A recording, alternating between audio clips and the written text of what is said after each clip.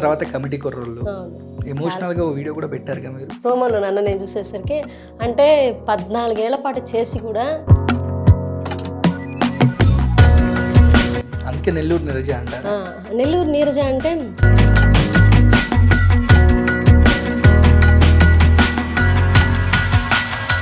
అట్లా నెల్లూరులో ఎన్ని ఈవెంట్ ఆర్గనైజర్స్ ఉంటే అంతమందితో చేసామన్నమాట.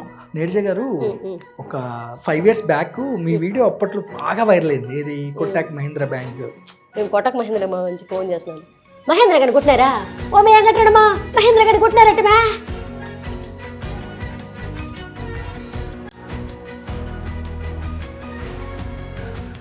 అవుట్డేటెడ్ కామెడీ అంటే మీకు ఎన్నో విమర్శలు వచ్చాయి, అయిపోయింది తన పని, అవుట్డేటెడ్ కామెడీ.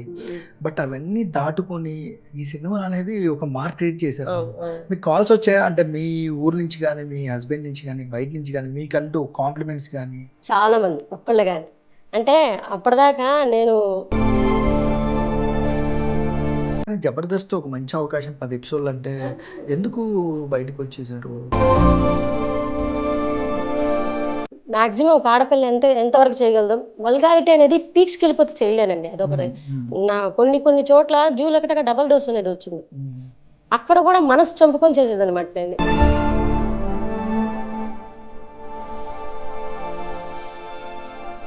కానీ ఇప్పుడు చాలా మంది కొత్త వాళ్ళు రావడానికి ఇండస్ట్రీలో భయపడుతున్నారు. ఈ కాస్టింగ్ కౌచ్ అని, కమిట్మెంట్ అని.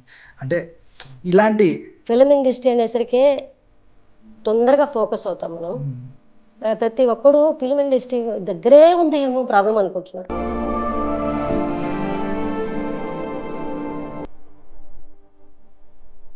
నా ఇండస్ట్రీతో నా ఆడపడుచుగా అడుగుతున్నా నేను, ఫిలిం ఇండస్ట్రీ మాత్రమే బాగలేదా, మిగతా సమాజం అంతా బాగుందా?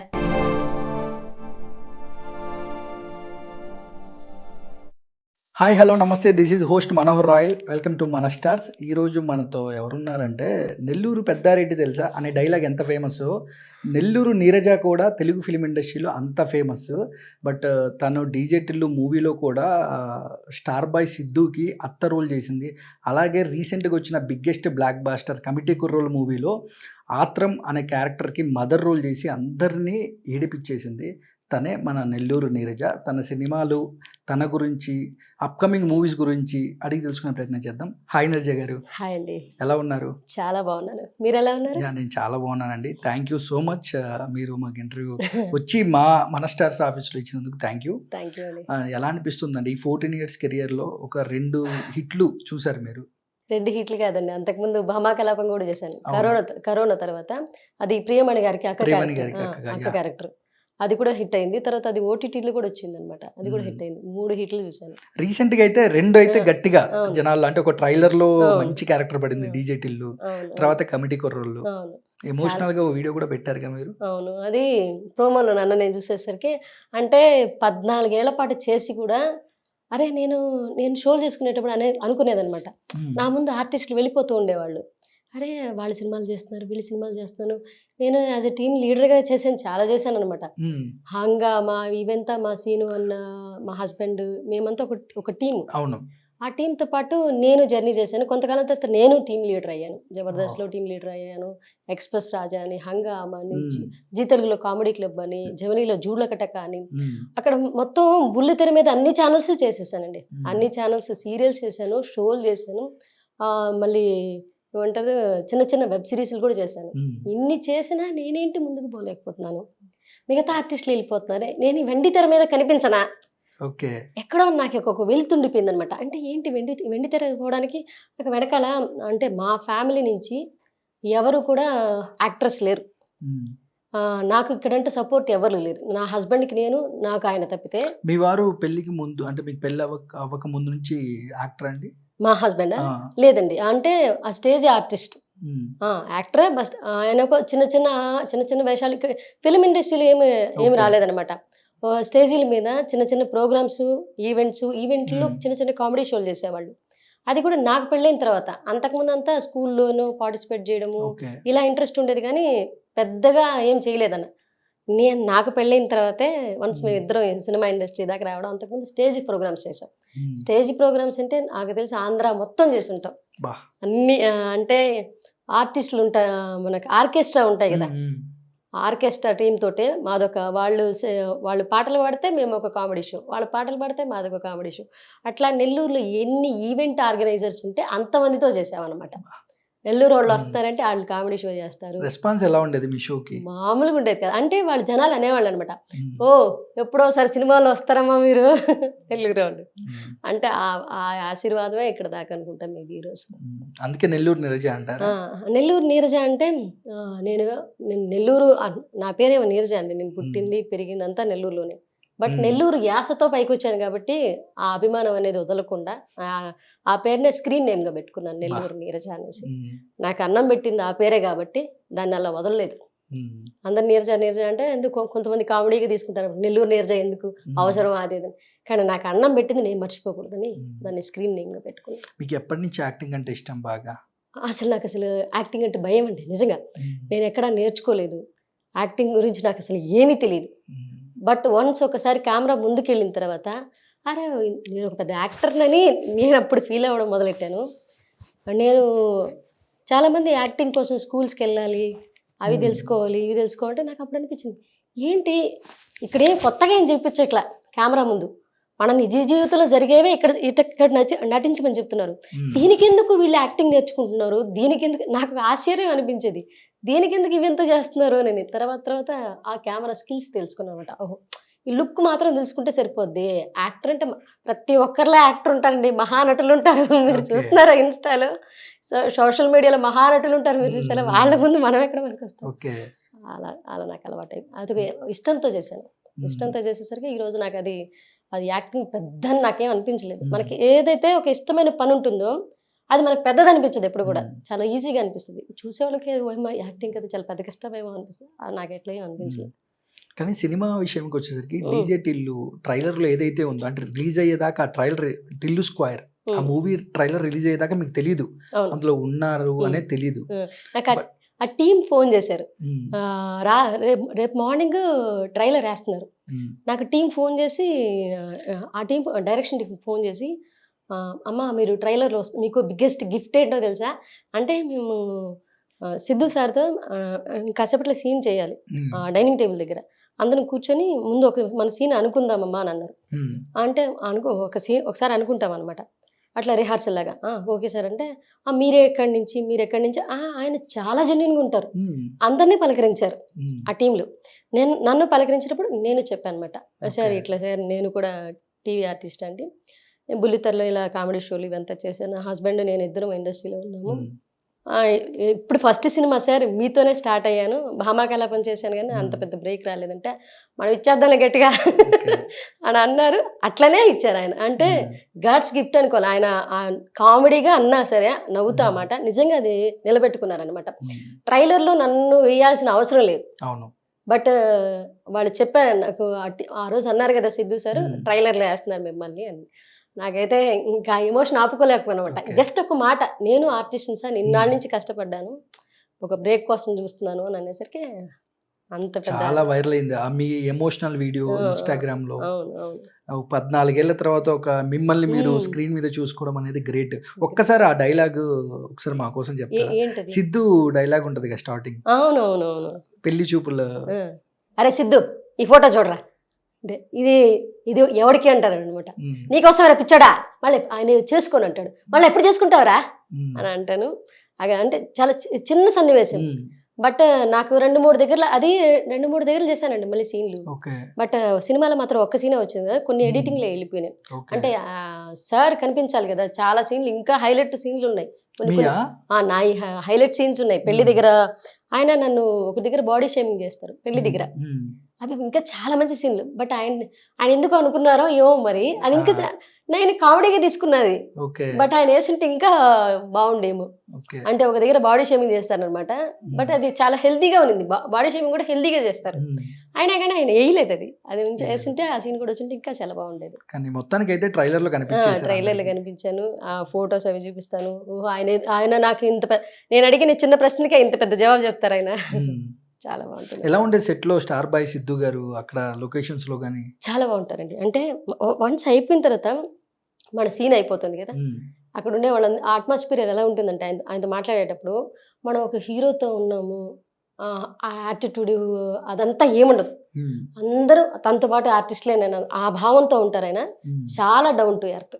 అంటే మనకు తను చూసినప్పుడు ఇంకా చాలా ప్రౌడ్ ఫీలింగ్ కలుగుతుంది. అంటే అబ్బా మంచి ఆర్టిస్టులతో చేస్తున్నాం రా, ఆ భయం ఆ ఫియర్ ఉండదు లోపల. అమ్మో ఇప్పుడు ఇతను ఏమనుకుంటారు, మనం ఇదంటే ఏమనుకుంటారు, అది ఎక్స్ట్రాలు చేస్తే ఏమనుకుంటారు, అదంతా ఏముండదు.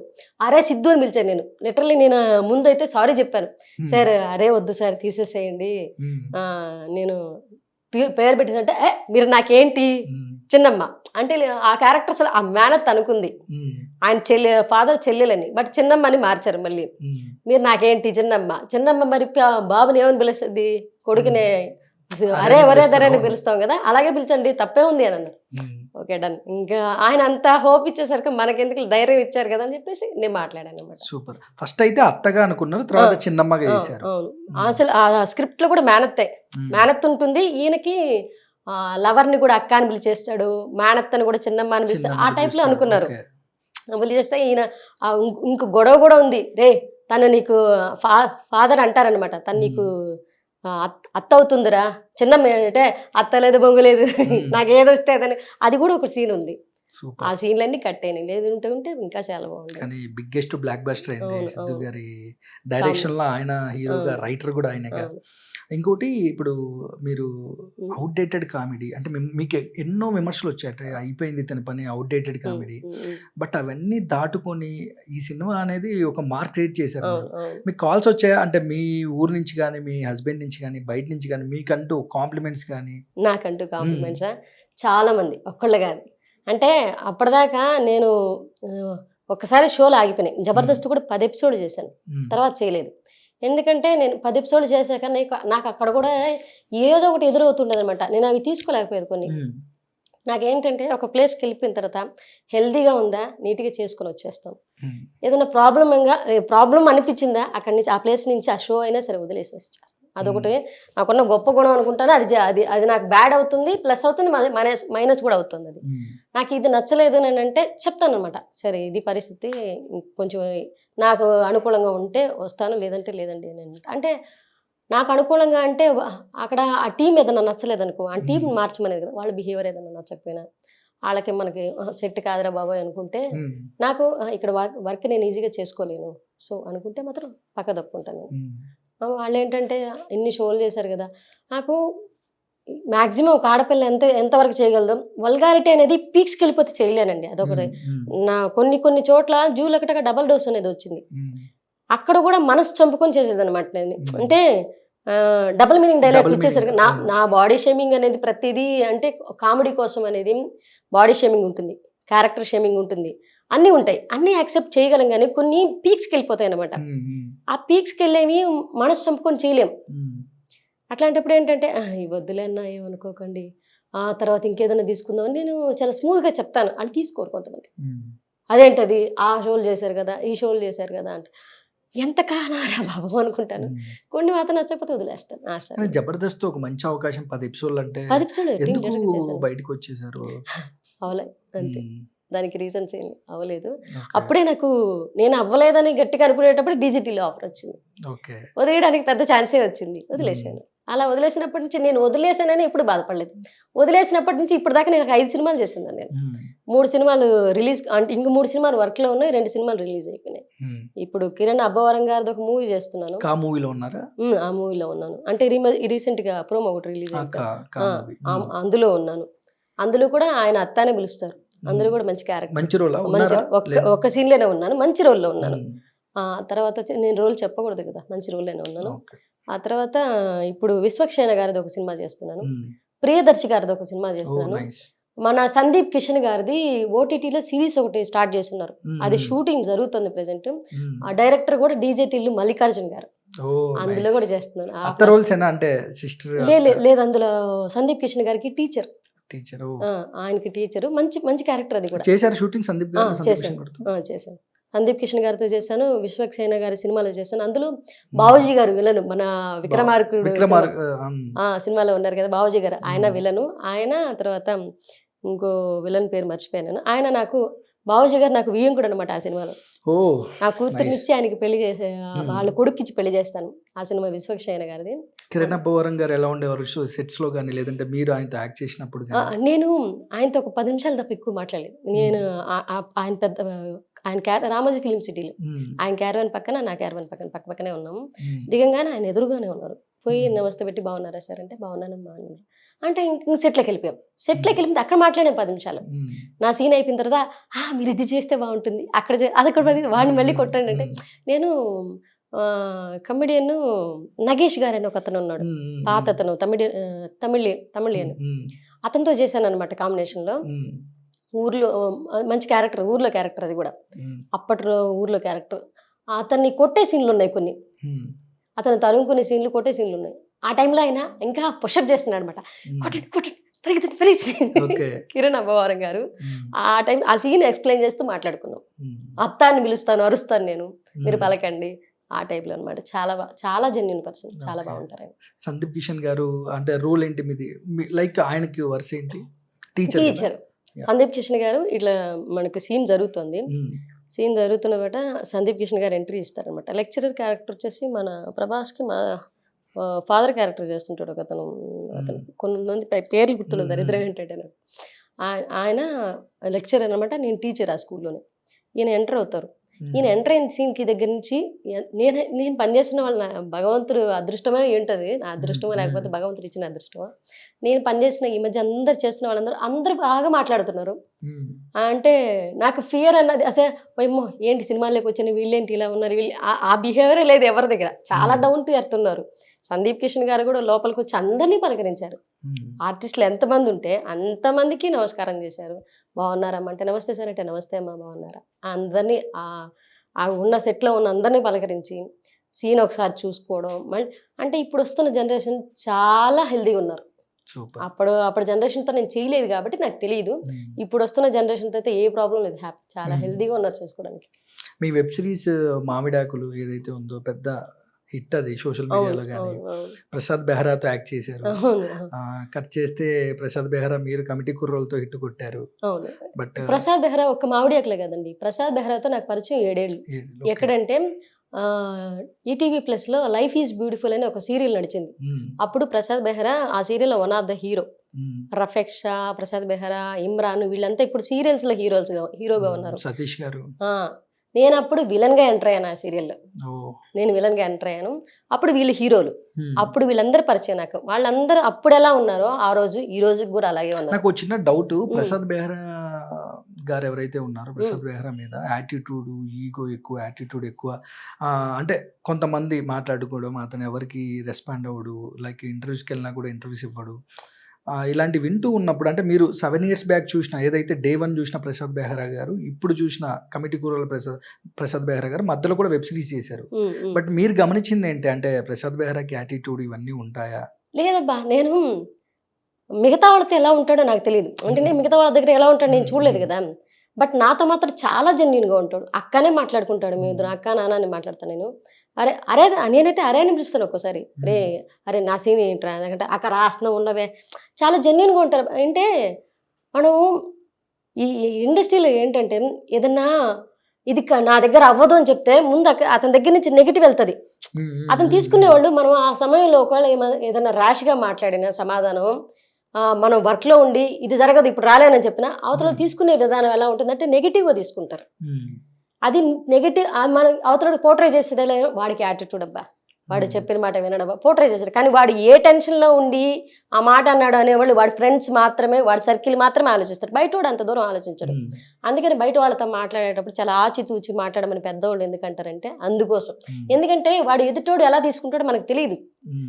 నేను అదే చెప్తాను. మనవాడు ఒకసారి ఇప్పుడు అవ్వదు భయా నాకు వర్క్ ఉందని చెప్పి, సరే కామ్గా ఉంటారా, నీట్గా స్లోగా చెప్పు వాడికి, వాడు అర్థమయ్యేటట్టు చెప్తే మనకి అసలు ఏ బాధలు ఉండదు. కానీ వాడు చాలా మెచ్యూర్డ్ అండి, చాలా మెచ్యూర్, చాలా జెన్యూన్ పర్సన్. అంటే ఇక్కడ ఒకటి బయట ఒకటి వాడికి ఉండదు.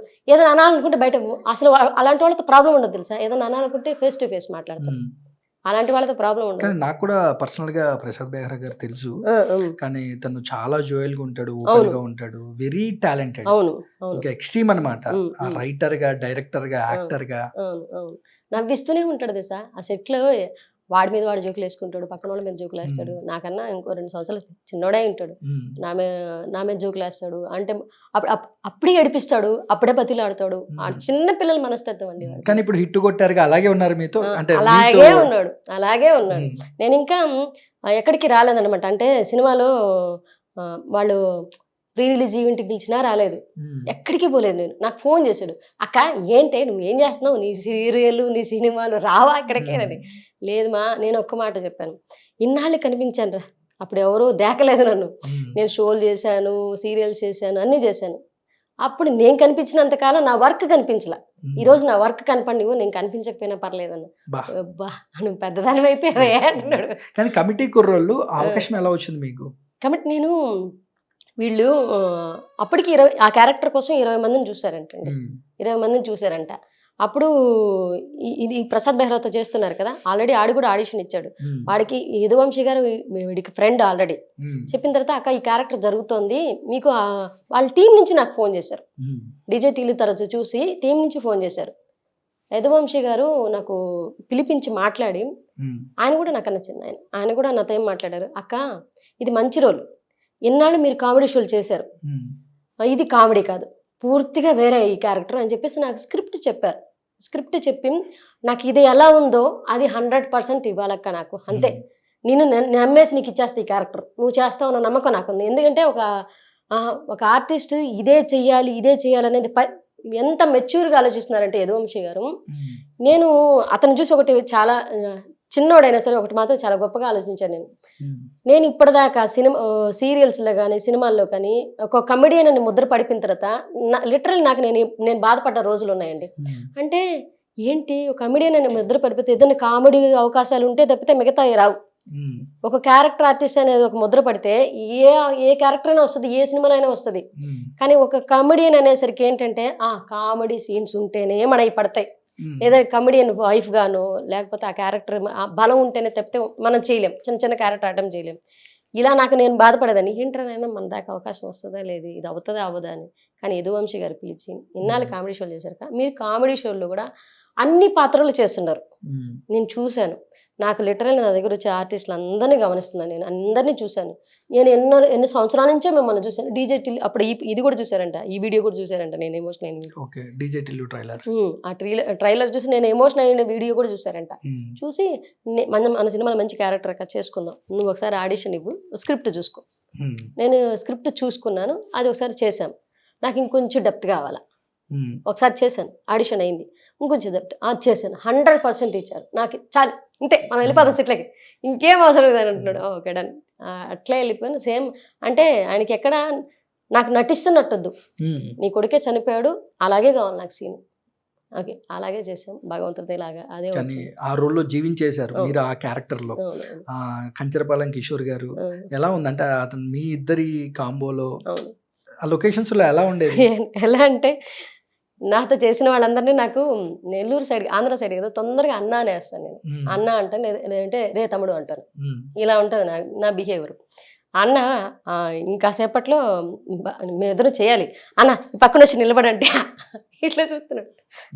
కానీ అమ్మ నిల్చా అంటే ఆయన నడుము గిల్లే సీన్ ఒకటి ఉంటుంది. అంటే ఆయన దగ్గరకు వచ్చి ముద్దు పెట్టిపోయేటప్పటికి కొడుకు వస్తాడనమాట ఆ క్యారెక్టర్. బట్ ఆ సీన్కి ఒక సెకండ్ ముందు నేను అన్నాన్ని పిలిచాను ఆయన్ని. అన్న అంటే ఇట్లా చూస్తున్నాడు, వస్తున్నా అంటే ఆర్టిస్టులకి ఇది పనిచేస్తుంది, ఇది పనిచేయదు. ఆర్టిస్టులకు ఉన్న గొప్ప లక్షణం ఏంటంటే బ్రెయిన్ పనిచేస్తుంటుంది, మానసికంగా అనేది మాత్రం మనం వాళ్ళతో ఉండలేం. అవును, ఇది మాత్రం బాగా పనిచేస్తుంటుంది, మనం వర్క్ చేస్తాం అంతే. అది మనం ఏదంటారు, మన శరీరం పెట్టేసిన దగ్గర మాత్రమే జీవితాలు నాశనం అయిపోయేది. మానసిక అంటే మనకి ఇక్కడ ఒక గుర్తు ఉంటుందన్నమాట, మనం ఎవరితో చేస్తున్న ఆర్టిస్టులతోటే మనం వీళ్ళ మనుషులం కాదు అంటే. అందుకనే ఆర్టిస్టులకి ఎప్పుడు శారీరక శ్రమ ఉండదు, మెంటల్ స్ట్రెస్ అనేది ఉంటుంది. ఎందుకంటే మన వ్యక్తులు కాని వాళ్ళతోటే మనం పక్కన కూర్చొని మన వ్యక్తుల్లా ఫీల్ అయ్యి ఆ ఫీలింగ్స్ని తీసుకోవడానికి హార్మోన్ కూడా చేంజ్ అవుతాయి ఆ టైంలో. మన వ్యక్తులుగా మనం ఫీల్ అయ్యి అది మనం ఆ యాక్షన్ చేసిన తర్వాత ఎలా ఉంటుందంటే ఆ క్యారెక్టర్ ఒక సెకండ్ మనలోంచి మనం రావడానికి మనకు ఒక్కటనగానే మనకు బయటకు వస్తాం. అప్పుడు వెంటనే ఇతను తన కదా, ఆయన కదా, ఇది కదా అని అందుకనే ఆర్టిస్టులు తొందరగా మెంటల్ స్ట్రెస్ వస్తుంది. కానీ నీరజ గారు ఒకటి మాట్లాడుకుంటే మీకు ఎంతమంది మిత్రులు ఉంటారో అంతకంటే డబుల్ శత్రువులు ఎక్కువ ఉంటారు. శత్రువులు ఎక్కువ లేరండి, నాకు ఫ్రెండ్షిప్ తక్కువ. అందుకనే నాకు శత్రువులు ఎక్కువ లేరు. కానీ నాకు వీళ్ళు శత్రువులు అన్న భావంతో నేను ఎవరిని చూడలేదండి. నన్ను అలా చూస్తారేమో కానీ, అంటే నేను పోటీగా వెళ్తాను కాబట్టి మేబీ అలా చూస్తారేమో అని. నాకు వీళ్ళు శత్రువులు అని నేను ఏ రోజు ఫీల్ అవ్వలేదండి. నాకు వీడు శత్రువు అని నేను ఎవరిని ఇప్పటిదాకా నేను ఫీల్ అవ్వలేదు. వాళ్ళు ఏం తీసుకుంటారు అది వాళ్ళ ఇష్టం, అది వాళ్ళ వ్యక్తిగత నిర్ణయం. నాకు వీడి శత్రువు, వీడు నాకు పడలేదు అని నేను అనుకోను. ఈ సెట్లో తను నాకు ఏదైనా పోటీ ఉంటే అన్న ఇది కాదు పరిస్థితి ఇది అని చెప్తానే కానీ అతని మీద నాకు ఇంత కోపం కూడా ఉండదు. అంతే, స్క్రిప్ట్ పరంగా చూసుకుంటాము ఏదైనా, అంతేగాని ఇతను నాకు శత్రువు, వీడు మనకు పడడు, బయటకు వస్తే మాట్లాడు, ఇదంతా ఏముండదు, నథింగ్ అండి. అసలు శత్రుత్వం ఎత్తుకోవడానికి వాడు నా ఫ్యామిలీకి ఏం చెడు చేస్తే నేను శత్రుత్వం పెంచుకోవాలి? వాళ్ళు ఏమైనా అలా చూస్తే అది వాళ్ళ వ్యక్తిగత నిర్ణయం. నేను ఎట్లా అంటాను, అదే నా వ్యక్తిగతానికి వచ్చేసరికి నేను ఎవరికి శత్రువు కాదు, నాకెవరూ శత్రువులు లేరు. అందరూ నాకు ఫ్రెండ్సే ఉన్నారండి. నాకు లిటరల్లీ చాలా మంది ఫ్రెండ్స్ ఉన్నారు. మిమ్మల్ని అర్థం చేసుకుంటే వాళ్ళు అర్థం చేసుకోవడానికి ఉంటుంది. అంటే నాకు ఫ్రెండ్స్ అయిన వాళ్ళందరూ కూడా అక్కనే పిలుస్తారు. అందరూ అమ్మ కానీ లేదా అక్క కానీ, అమ్మ బాగున్నారా, అక్క బాగున్నా. ఇప్పటిదాకా నేను ఇంత చెడ్డ పేరు తెచ్చుకోలేదండి. నేను వచ్చి ఇన్ని సంవత్సరాలు అయితే ఆమెతో గొడవని కానీ ఇదని నేను ఏదైనా నచ్చకపోతే ఇది నేను చాలా పాజిటివ్గా చెప్తాను, రే అది కరెక్ట్గా అది ఇక్కడ అది నేను ఇంతమందిని చూసి దాటి వచ్చాను కాబట్టి పల్లెటూరులో పెరిగిన అమ్మాయిని కాబట్టి నేను ఏదన్నా హెల్తీగా మాట్లాడతాను తప్పితే నేను వాళ్ళని వచ్చుకునేటట్టుగాను ఏం చెప్పను. నేను ఇది కరెక్ట్ కాదన్నా, పాపం పిల్లోడన్నా ఏదన్నా అరుస్తున్నా కానీ చెప్తాను నేను, మన పిల్లోడన్నా మనోడే కదా వదిలేసి ఇలా మాట్లాడతాను. ఇంక నాకు శత్రువులు పెంచుకునే అవకాశం ఎక్కడుంది? అది అసలు రాంగ్ కూడా. నాకు అసలు శత్రువులు లేదు. అంటే శత్రువులు కాదు, ఎక్కువగా మీరు చెప్పే స్ట్రైట్ ఫార్ మాట్లాడతారు, అంటే పాజిటివ్ గా. నాకు తెలిసిన వాళ్ళతో తప్పితే మిగతా వాళ్ళ దగ్గర మాట్లాడండి. ఇప్పుడు నాకు తెలిసిన వాళ్ళు ఉన్నారు, ఇప్పుడు మీరు నాకు తెలియదు, ఇప్పుడే తెలుసు. మీరు ఏదైనా చేస్తున్నా నేను పట్టించుకోను. మిమ్మల్ని చూసి మీరు ఏదైనా నరుస్తున్నా కానీ నేను నవ్వుతూ వెళ్ళిపోతాను తెలుసా. అంటే బయట ఎవరైనా నరుస్తున్నా బట్ గుర్తుపెట్టుకుంటాను, ఓహో ఇతను అలా ఎందుకు బిహేవ్. అంటే మీరు ఏ సందర్భాన్ని బట్టి మిమ్మల్ని ఆ క్షణాన్ని మిమ్మల్ని చూసి మిమ్మల్ని నేను ఎస్టిమేషన్ అయ్యాను. మీరు ఏ సందర్భంలో బట్టి అరిచారో నేను తెలుసుకోవాలి. కానీ మనోడైతే మాత్రం మీరు ఎదురుగా కూర్చున్న మా వాళ్ళు అయితే మాత్రం రాబా 10 మంది ఉన్నారు గమ్ముండు ఇట్లా చెప్తాను. అది మనోడైతేనే మాత్రమే. బయట వాళ్ళు అయితే మాత్రం పట్టించుకోను. బయట వాళ్ళు అరుస్తున్నా వాడు ఏ సందర్భంలో అరిచాడు వాడి వ్యక్తిగత నిర్ణయం, మనం దాంట్లో తలదూర్చడానికి అవకాశం లేదు. సో కామ్గా వచ్చేస్తాను. చిరంజీవి గారు కూడా మీ సినిమా చూసి అప్రిషియేషన్ చేశారు, 11 మందితో ఇంటరాక్షన్. అవును, నేను వెళ్ళలేకపోయినా ఆ రోజు, బట్ అయితే మిస్ అయ్యాను. నాకు ఎంత ఇష్టం తెలుసు చిరంజీవి గారు అంటే ఒక ఇండస్ట్రీలో ఒక హీరోని ఏం లేని పొజిషన్స్లో ఆయన ఒక మెగాస్టార్ స్థాయికి రావడం అంటే చిన్న మాటలు కాదండి. నాకు ఎంత ఇష్టం, ప్రాణం అంతే ఆయన అంటే అంత ప్రాణం నాకు. ఆయన నుంచి పుట్టుకొచ్చినవన్నీ కొమ్మలన్నీ ఆకులన్నా ఈ మిగతా హీరోలు అందరూ అన్నా సరే. ఎందుకు అంత మంచి అవకాశాన్ని మిస్ చేసుకున్నారు? ఆ రోజు నాకు అంటే ఆ సీరియల్ అని పెద్ద విషయం కాదు, కానీ అక్కడికి వాళ్ళకి అది పెద్ద విషయం. సీరియల్ వాళ్ళకి మనం డేట్లు ఇచ్చున్నాం కదా, వాళ్ళకేంటి నా కొడుకు పెళ్లి సీన్లు జరుగుతున్నాయి. ఆ సీరియల్లో ఏముండే శ్రీమతి గారని జమినీలో చేస్తున్నాను. సరే రేపు చిరంజీవి సార్ దగ్గరికి అందరూ పోతున్నారు టీం అంతా, నన్ను పిలిచారు, చాలాసార్లు పిలిచారు. నేను వెళ్తానంటే రేపు మనం షూటింగ్ పెట్టుకుని ఎట్లమ్మా, రేపు మనకు షూటింగ్ మీరు వెళ్ళిపోతే మన పరిస్థితి ఏంటి అని. ఏమో వీళ్ళన్ని దగ్గర కాపేస్తున్నారా నాయన అనుకోవడం మిస్ అయ్యాను లిటరల్లీ. నేను చిరంజీవి గారు మీ క్యారెక్టర్ బాగా గుర్తుపెట్టుకుని ఉంటారు. నెక్స్ట్ మీరు వెళ్ళినా కూడా ఆయన మీ క్యారెక్టర్ ఆయన ఐడెంటిఫై చేస్తే మాత్రం మామూలుగా ఉండదు అసలు. నేను మిస్ అయ్యాను అంతే. చిరంజీవి గారి సినిమాలు ఇవన్నీ బాగా ఇష్టం మీకు? చిరంజీవి గారు చాలా ఇష్టం. అంటే ఆయన ఇష్టం లేని వాళ్ళు ఎవరు ఉండరులే. ఇండస్ట్రీకి ఒక గురువు అండి తను. అంటే ఆయన కూడా ఆయన వచ్చేటప్పుడు కూడా ఆయన కూడా బ్యాక్ సపోర్ట్ ఎవ్వరు లేరు. ఎవరైనా వస్తున్నారు ఇప్పుడు యూత్ అంటే చిరంజీవి గారిని మాత్రం ఇన్స్పిరేషన్ తీసుకొని వస్తారు. ఎవరైనా సరే మీరు ఏ ఆర్టిస్ట్ అయినా టచ్ చేయండి, అది లీడ్ సిద్ధు గారు కావచ్చు, విశ్వక్షేణ గారు కావచ్చు, ఏ హీరోనైనా టచ్ చేయండి, ఆర్టిస్ట్ నుంచి పెద్ద ఆర్టిస్ట్ వరకు, ఇంక్లూడింగ్ పవన్ కళ్యాణ్ సార్ కూడా. ఎవరైనా సరే, ఆయన తమ్ముడైనా సరే, ఆయన కొడుకులైనా సరే, ఎవరైనా సరే ముందు పేరైతే ఎవరైనా ఉన్నారు అంటే చిరంజీవి గారు. నాకు ఎందుకని ఆ ఫ్యామిలీలో ఆయన అంటే మాత్రం అంత గౌరవం. అంటే యాజ్ ఎ ఫాదర్ లెక్క. ఆ ఇండస్ట్రీకి మన రామారావు గారు ఎలాగో చిరంజీవి గారు అలాగే. ఆయన నాకు మా పెద్ద ఆయన చూసిన ఎలా అనిపిస్తుందో ఈయన చూసినప్పుడు అలాగే అనిపిస్తుంది. గ్రేట్ అండి. కానీ కమిటీ కుర్రోల్ సెట్ లో మన ఎవరైతే పెద్దోడి క్యారెక్టర్ చేశాడో ప్రసాద్ బెహ్రా అసలు చాలా జీవించేస్తాడు కదండి అతను. బాగా చేస్తాడు. మీరు చూసారా సినిమా చూసినప్పుడు ఎలా అనిపించింది అండి? మాది కొడుకు చనిపోయిన సీన్లు వస్తాయి, ముందు నా సీన్లు జరగలే, వాళ్ళ సీన్లు జరుగుతున్నాయి. అప్పటికే నా సీన్లు స్టార్ట్ అవ్వలేదు అనమాట. మాది సాంగ్ తర్వాత మా ఏడుపు సీన్లు, అవును, ముందు వాళ్ళ సీన్లు స్టార్ట్ అవుతాయి. లిటరల్లీ వాడు ఏడ్చి డాన్స్ చేస్తాడు. అక్కడ నేను ఏడ్చాను.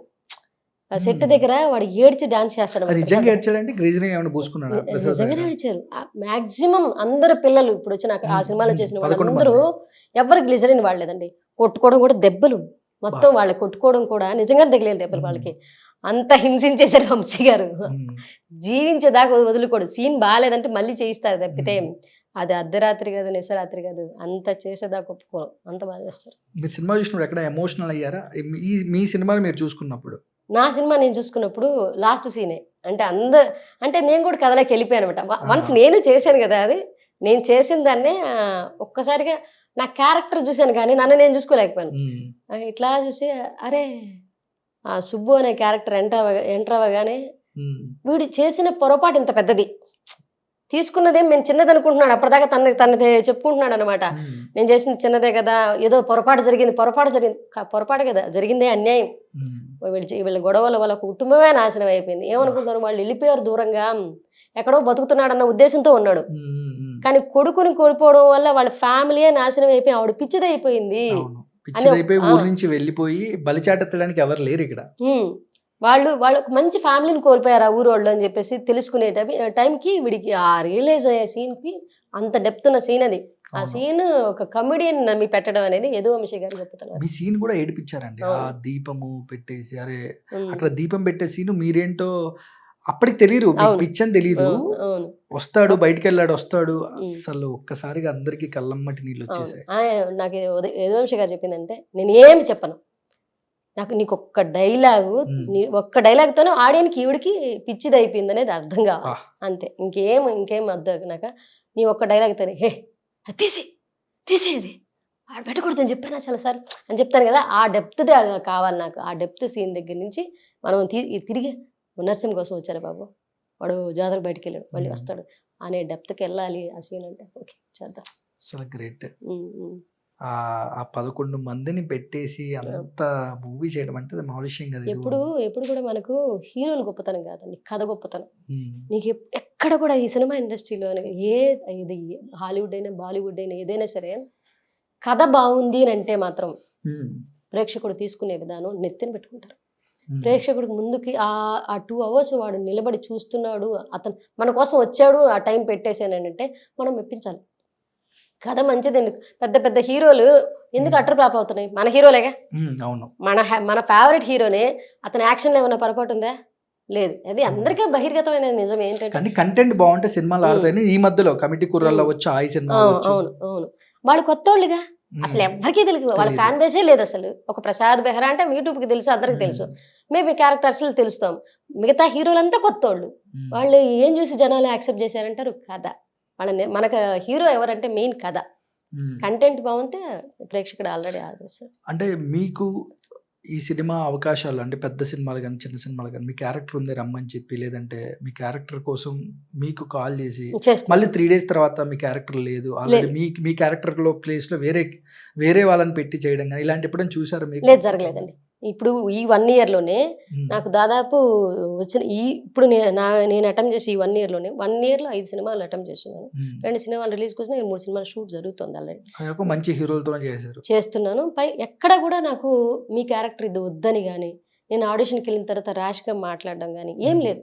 నాకు లెటర్లు వెళ్ళిన తర్వాత డైరెక్టర్లు గారే వాళ్ళే మాట్లాడుతున్నారు, అమ్మా మన క్యారెక్టర్ ఇది చేయబోతున్నాం, మీరు అటెంప్ట్ చేసే విధానం ఇదే ఉంటుంది. ఒకసారి ఆ క్యారెక్టరైజేషన్ చెప్పి దాన్ని కెమెరా ముందు వాళ్ళు ఆడిషన్ చేయించుకొని ఏదన్నా మార్పులు చేర్పులు ఉంటే నేను చేసే విధానాన్ని బట్టి మార్పులు చేర్పులు చేసుకుందాం. ఓన్ చేసుకోమ్మా, నువ్వు ఓన్ చేసుకొని మన మార్పులు చేర్పులు ఏదైనా ఉంటే చేసుకుందాం, అక్కడికి వెళ్ళే తర్వాత మనం ఇది చేసుకుందని వాళ్ళు మాట్లాడేది చెప్తే వాళ్ళ రిసీవ్మెంట్ బాగుంది, నాకేదే ప్రాబ్లం ఏమి అనిపించలేదు.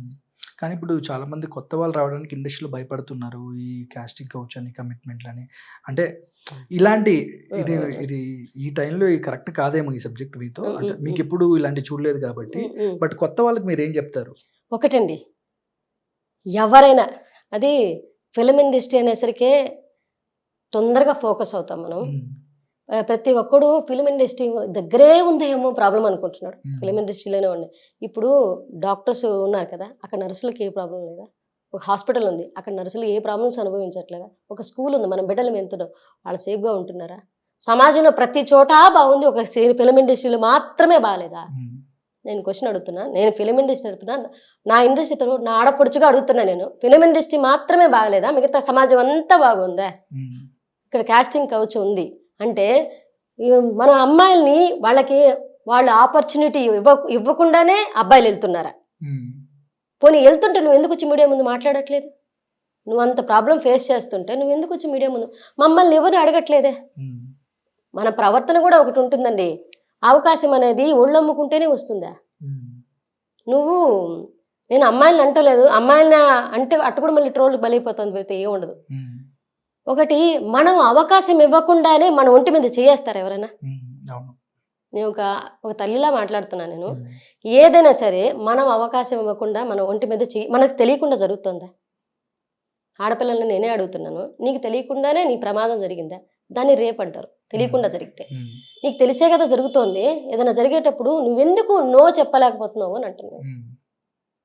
అది మొదలైన దగ్గరే నో, ఇది కరెక్ట్ కాదని మాట్లాడుంటే ఈరోజు మిగతా ఆడపిల్లల దగ్గరికి అది రాదు.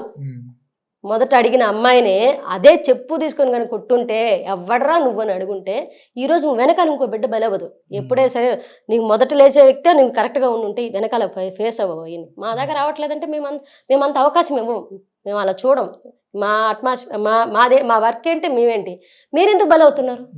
మీరు ఎందుకు అంత దూరం తెచ్చుకో? ఫోన్ చేసినప్పుడు ఇది కాదు నా క్యారెక్టర్ ఏదైనా ఉంటే చేస్తా అంటే అవకాశం ఇస్తాను అని అవతలోడు ఏదో అనగానే అవకాశం ఇస్తాను వెళ్ళిపోతే ఎట్లమ్మా? అంటే క్యారెక్టర్ లైక్ రాదేమో, ఇండస్ట్రీలో బతకనేమో, వాడు ఏదైనా భయపెడితే వాళ్ళు ఉంటారు, అలాంటి వాళ్ళు కూడా ఉంటారు. నీకు తర్వాత అవకాశం రాదు, నువ్వు ఎక్కడ బతకలేవు, అది ఇది అని చెప్తా. చెల్లని చెప్పాలి. నీ ధైర్యం నిన్ను కాపాడద్ది, నీ పిరికితనం నిన్ను నాశనం చేస్తుంది. అదే, ఇంతకు మించి నేనేం చెప్పలేను. నీ ధైర్యం నిన్ను కాపాడద్ది. అది ఎక్కడ ఏ ఇండస్ట్రీలో అయినా సరే నీ పిరికితనం నేను నాశనం చేస్తాను. నువ్వు అవకాశం ఇవ్వందే ఎవడు నీ ఒంటి మీద చేయడు. నువ్వు అవకాశం ఇవ్వకుండా ఎందుకే చేస్తాడు? ఎవడన్నా చేస్తున్నాడంటే ఎన్ని క్రైమ్స్ బయట జరిగేవన్నీ క్రైము, మనం ఆపలేం. ఎందుకంటే అవి క్రిమినల్ బ్రెయిన్స్ అయ్యంత. ఇలాంటివి ఆపచ్చు. అది నీ చేతిలోనే ఉంది అంట. నేను ఎవరి చేతిలోనే ఉంది. ఎవడన్నా మగోడు వచ్చి దానికోసం చట్టాలు పెట్టాలి సినిమా ఇండస్ట్రీలో అంటే అది జరగదు. అంత జరిగే పని అయితే ఏళ్ల తరబడి నడుస్తుంది ఈ సినిమా ఇండస్ట్రీ. అలా బదులవుతున్నారంటే వాళ్ళు తీసుకునే నిర్ణయాల వల్ల. నువ్వు తీసుకునే నిర్ణయం నీ జీవితం నాశనం చేస్తుంది. ఎవడో వచ్చి నాశనం చేయట్లే. నేను ఎవడన్నా నీ మీద ఒంటి మీద చేస్తున్నాడంటే ముందు ఆపడానికి ట్రై చేయి. నిన్ను నువ్వు కాపాడుకోమ్మా. అది నీ వ్యక్తిగత స్వేచ్ఛ, నీ వ్యక్తిగత నిర్ణయం మీద ఆధారపడి ఉంటుంది. కానీ లేదు నాకు అవకాశం కావాలని అనుకుని ఎట్లా వెళ్ళిపోతావు, అది కరెక్ట్ కాదు కదా. అది ఆడపిల్లలు ఆలోచించుకోవాల్సిన విషయం. అది అంటే చాలా మంది కొత్తగా వచ్చే వాళ్ళు భయపడుతూ ఉంటారు ఇండస్ట్రీలో ఏదో అవుద్ది ఏదో అని. లేదండి, ఇందులో రేపు నా బిడ్డలు ఉంటారుగా. అవును, నా బిడ్డలు ఉంటారు. రేపు నా ఇద్దరు ఆడపిల్లకాయలు. నాకు మేబీ వాళ్ళు యాంకర్లు చేయాలన్నా ఏం చేయాలన్నా ఇందులోనే సుమాక్ ఉన్నారు, ఇందులోనే ఉదయ్ భాను గారు, ఎంతమంది ఉన్నారో తెలుసా. యాంకర్లు అనేవాళ్ళు ఉన్నారు, ఆర్టిస్టులు అనే. ఒకళ్ళకున్న చెడ్డ పేరు ఇంకొకళ్ళకు ఉండదు. ఎందుకని అంటే వాళ్ళు తీసుకునే వ్యక్తిగత నిర్ణయాల వల్ల. అంటే ఎక్కడున్నా సరే మన వ్యక్తిగత స్వేచ్ఛ, మన వ్యక్తిగత నిర్ణయం, మనం బాగుపడడం అనేది మన చేతుల్లో ఉంది, వేరే వాళ్ళ చేతుల్లో లేదు. నువ్వు ఆపడానికి ట్రై చేయి. అందరు నిన్నదే అని అడగరుగా. అవును, ఒక అవకాశం కాకపోతే ఇంకో దగ్గర వస్తుందమ్మా. ఇండస్ట్రీ ఒక మహాసముద్రం, ఎడ కాకపోతే ఇంకో దగ్గర బతుకుతావు. నువ్వు ఎందుకు అట్లా ఆలోచించట్లేదు? కానీ ఇండస్ట్రీలో మీరు ఎన్నో డక్కాముక్కులు చూసారు, డిఫరెంట్ మనుషుల్ని చూసారు. బట్ జీవితం ఏంటో మీకు ఇంకా అంటే జీవితం పాఠాలు నేర్పించవచ్చు, లేదంటే మీరు ఎంతో సబ్జెక్ట్ నేర్చుకుని ఉండొచ్చు మనుషుల్ని. అంటే మనుషులు ఎంతో మంది చూసారు కదా డిఫరెంట్. మనుషులు కూడా చెప్పాలంటే ఏం చెప్తారు? నాకు నవ్వు వస్తుంది. మనుషుల గురించి చెప్పాలంటే ఏం చెప్తారంటే 5 వేళ్ళు ఒకలా ఉండవు, అందరూ ఒకలా ఉండరు. నిద్ర లేస్తే అందరు ఆలోచనలు వేరే ఉంటాయి. కొంతమంది క్రిమినల్గా ఆలోచిస్తే మనం అంటే వాళ్ళు తీసుకునే దాన్ని బట్టండి. మనం ఉన్నాము, నువ్వు నీకు అనువుగాని చోటకు దగ్గరకు పోయేసి అన్నీ నీకు అనుకూలంగా జరగాలంటే జరగదు. అనువుగాని చోట అధికులం అనరాదు. నీకు అనువుగాని చోట నువ్వు వెళ్ళేసి అక్కడ నిలబడి అన్నీ నీకు నచ్చిన అక్కడ జరగాలంటే జరగదు. అక్కడ మంచి ప్లేస్ కాదా, లిటరల్ అక్కడి నుంచి బెటర్ వేరే దగ్గర వర్క్ చేయి. అది ఎక్కడైనా సరే అది నేర్చుకుంటే మాత్రం ఎవరికి ఏ ప్రాబ్లం ఉండదు. అలా కాకుండా బ్యాక్ బిచ్చింగ్స్ ఎక్కువ ఉంటాయి కదా మనుషుల దగ్గర. బ్యాక్ బిచ్చింగ్ మా వెనక్కి నెట్టే వాళ్ళు ఎంత ఉంటారో సమాజం అంతా మ్యాక్సిమం అండి. అంటే ఎలా చూస్తారంటే ఆడు ముందుకు వెళ్ళిపోతున్నాడు, తర్వాత మనం వెళ్ళాలి ఆలోచించేవాళ్ళు ఒక వంతుంటే అందరూ అలాగే ఉండరు. ఆడిని చూసి మనమేమి నేర్చుకున్నాం, వాడే వెళ్తున్నాం, మనం ఎందుకు వెళ్ళలేకపో పోటీ తత్వం ఒకటి ఉంది. కుళ్ళుకునే తత్వం ఒకటి ఉంది. అంటే పోటీగా తీసుకుని వెళ్ళేవాడు వాడికన్నా ముందు వెళ్ళాలనుకునేవాడు వాడు భవిష్యత్తులో బాగుపడతాడు. వాడికి ఒక రకమైన వాడిని ప్రూవ్ చేసుకోవాలన్న ఆలోచన ఉంటుంది. అవును. అలా కాకుండా వాడు వెళ్ళిపోతున్నాడు, వీడు నాశనం అయ్యేదాకా మనం నిద్రపోకూడదని ఎలా చూస్తారు చూసా, దానివల్ల వాడి నాశనం అవుతాడు తప్పితే ఆరోగ్యపరంగా ఎదుటోడు పోయి వాడు పోతూనే ఉంటాడు. వాడి దారి వాడిదే. నువ్వు ఆలోచించడం వల్ల నువ్వు నాశనం అవుతావు, వీడికి ఏం కాదు. అదని నేనేమంటానంటే అలాంటి వాళ్ళు ఉన్నారు, ఇలాంటి వాళ్ళు ఉన్నారు, మంచి చేసేవాళ్ళు ఉన్నారు, చెడు చేసేవాళ్ళు ఉన్నారు. అంత మాత్రం సమాజం అంతా ఇలాగే ఉందా అంటే లేదు. మంచి ఉంది, చెడు ఉంది. రాత్రి పగలు ఎలాగో మంచి చెడు రెండూ ఉన్నాయి. మనం తీసుకోవాలి ఏదైనా సరే. నీ దాకా వచ్చేదాన్ని అది చెడు అయితే నువ్వు ఆపడానికి ట్రై చేయి, మంచి అయితే తీసుకో. నీకు తెలుస్తుంటుంది, ఏం మరి చిన్న బిడ్డలు కాదుగా. అవును. నీరజ గారు ఒక 5 years బ్యాక్ మీ వీడియో అప్పట్లో బాగా వైరల్ అయింది. ఇది కోటక్ మహీంద్రా బ్యాంక్ ఆడియో ఏదైతే అది మీరు మీ హస్బెండ్ చేశారు. ఒక చిన్న ఫన్నీ వీడియో, బట్ అది నిజంగానే జరిగింది, నిజంగానే కాల్ వచ్చింది. ఒక పల్లెటూరులో ఎలా అయితే మాట్లాడతారో అది కరోనా టైంలో అండి. అది ఒక్కసారి ఒక 2 డైలాగులు చెప్తారా ఆడియో? చెప్తానండి. మా హస్బెండ్ కాల్ చేస్తారు, మా సుబ్బు గారు. మేము అది స్క్రిప్ట్ కూడా అనుకోలేదు, జస్ట్ చూసి ఒక ఫన్నీ కాల్ అనుకుందామని ఇద్దరం కూర్చొని మాట్లాడుకొని నాకు తోచింది నేను మాట్లాడతానే. ఒక సెల్ ఫోన్ లో మాట్లాడారా? నా ఫోన్ తను, తన ఫోన్ తను. వెళ్ళాడు, ఇంటి బయటకు వెళ్ళాడు, నేను ఇంటి లోపల రికార్డ్ ఆన్ చేసుకున్నాము, నా రికార్డే అది. నేను మాట్లాడిన తర్వాత చునియా గారు ఉన్నాడు, డైరెక్టర్ చునియా గారు, బాస్ తీశారు, నాగార్జున గారు, సబీహా సుల్తాన్ అని ఆవిడ పేరు. ఆవిడ నన్ను ఇండస్ట్రీకి పరిచయం చేసింది అనమాట. ఆవిడకి పంపించాను నేను. జీ తెలుగులో కామెడీ క్లబ్ అని 2009, 2010 ఆ టైంలో స్టార్ట్ అయింది. అందులో ఆవిడ డైరెక్టర్ అనమాట. ఆ షోలో మేము ఎంట్రీ ఇచ్చాం. అప్పుడు అట్లా ఆవిడ అప్పటి నుంచి ఇప్పటిదాకా అలాగే చూస్తున్నారు అనమాట. గాడ్ మదర్ అని పిలుస్తారు ఆవిడని. ఆవిడకి పంపించాను అనమాట. ఇప్పటికీ ఆవిడ నంబర్ నా దగ్గర ఉంటుంది. హలో, ఎవరు మాట్లాడేదే అని అంటే, మేము కోటక్ మహేంద్ర నుంచి ఫోన్ చేస్తున్నాను. మహేంద్ర గారిని కొట్టినారా? ఓ మే వెంకటరమా, మహేంద్ర గారిని కొట్టినారటమా? అయ్యో ఇప్పుడు ఎట్టున్నా తోడికా, డబ్బులు ఏమన్నా దగ్గుండయా అని అంటాను. అంటే అదంతా ఒక ఫన్నీ. అందులో హైలైట్ ఇంకోటి ఏదో ఉంటది, మీ కార్డు ఉందా?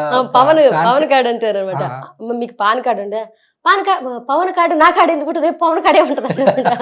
పవన్ కాదమ్మా, పాన్ కార్డు అంటారు అనమాట. చాలా రాసుకున్నారా స్క్రిప్ట్? లేదు, అంటే లిటరల్లీ కూర్చొని అనుకున్నాం, స్పాంటేనియస్ గా చెప్పేసారు డైలాగులు. కొన్ని నాకు సొంతంగా వచ్చినాయి, కొంచెం తనకు సొంతంగా వచ్చినాయి. తనే ఒక 2-3 సెకండ్ల నవ్వు ఆపుకోలేక నేను మళ్ళీ కాల్ చేస్తానంటే నేను మళ్ళీ తగులుకున్నాను అనమాట. తను అడుగుతారనమాట.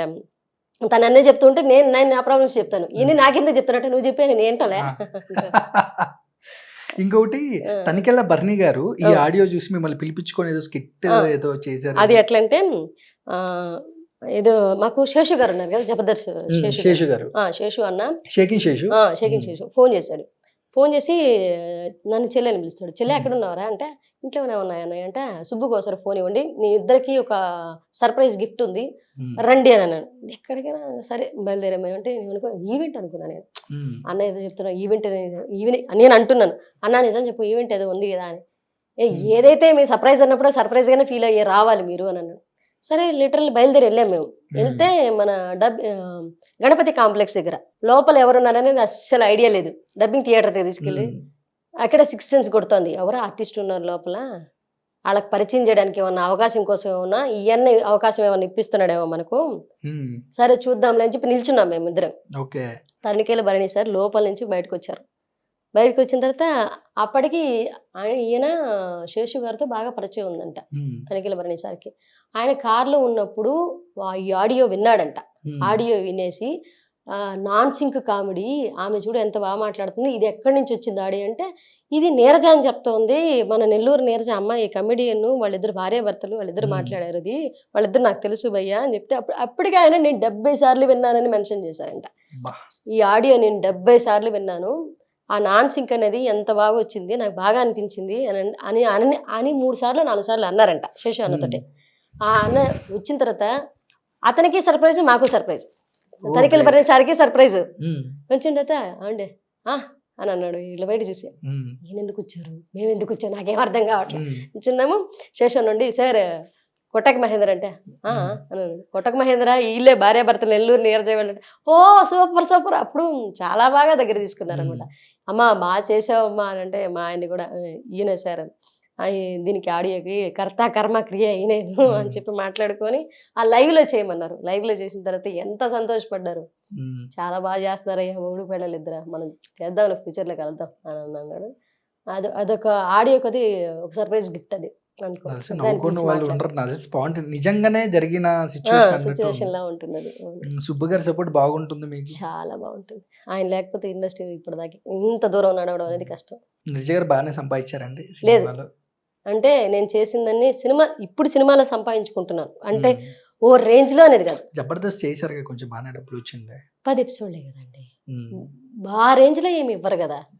వచ్చిన ఏంటంటే వచ్చిన ఆర్టిస్టులకి మాలో ఉన్న సద్గుణాలు ఏంటంటే, నేను మా హస్బెండ్ మేమేమి గొప్పని అనట్లేదు, మనతో పాటు ఆర్టిస్టులు బతుకుతున్నాడు, వాడికో 1000 వీడికో 1000 అంత అట్లా ఇవ్వడం ఉండదు. తక్కువ ఇస్తారండి? ఎక్కువ ఇస్తాం, సమానంగా ఇస్తాం. లిటరల్లీ కుదిరితే అవతలోడి కన్నా 10 రూపాయలు ఎక్స్ట్రా ఇస్తాం కానీ వాడి కష్టానికి తగ్గదు వాడికి ఇస్తాం. మా హస్బెండ్ అయినా నేనైనా సరే నా ఈ ఫైనాన్షియల్ ఇష్యూస్ అనేది మా హస్బెండే చూసుకుంటారు. ఆయన ఏంటంటే వీళ్ళకి 10 రూపాయలు ఎక్స్ట్రానే ఇస్తాడు కానీ, ఎందుకంటే కింద స్థాయి నుంచి వచ్చాం మేము, ఆ రూపాయి విలువ బాగా తెలుసు. ఎవరికి ఎంత ఇవ్వాలో అసలు మనకు ఫస్ట్ లో ఎంత ఇచ్చుంటే బాగుండనేది మనం ఎలా ఫీల్ అయ్యామో ఇప్పుడు మనతో పనిచేసేవాడు కూడా అలాగే ఫీల్ అవుతాడు. సో అతని డబ్బులు అతనికి ఇచ్చేయాలని చెప్పి మాకు వచ్చిన దాంట్లోనే ఎక్కువ పంచడమే ఎక్కువ జరిగింది కాబట్టి మేము మిగిల్చుకోలేదు. ఏ రోజు కూడా మేము సంపాదించి వెనకేసుకుందంటూ ఏం లేదు. కానీ జబర్దస్త్ చాలా మందికి సినిమాల్లాగా జబర్దస్త్ వరకే ఉంటారు, సినిమాల్లాగా చాలా తక్కువ ఉంటారు. అవును, ఇప్పుడు హైపర్ అది కానీ కొంతమంది రెగ్యులర్ గా బిజీ అయిపోయారు సినిమాల్లో.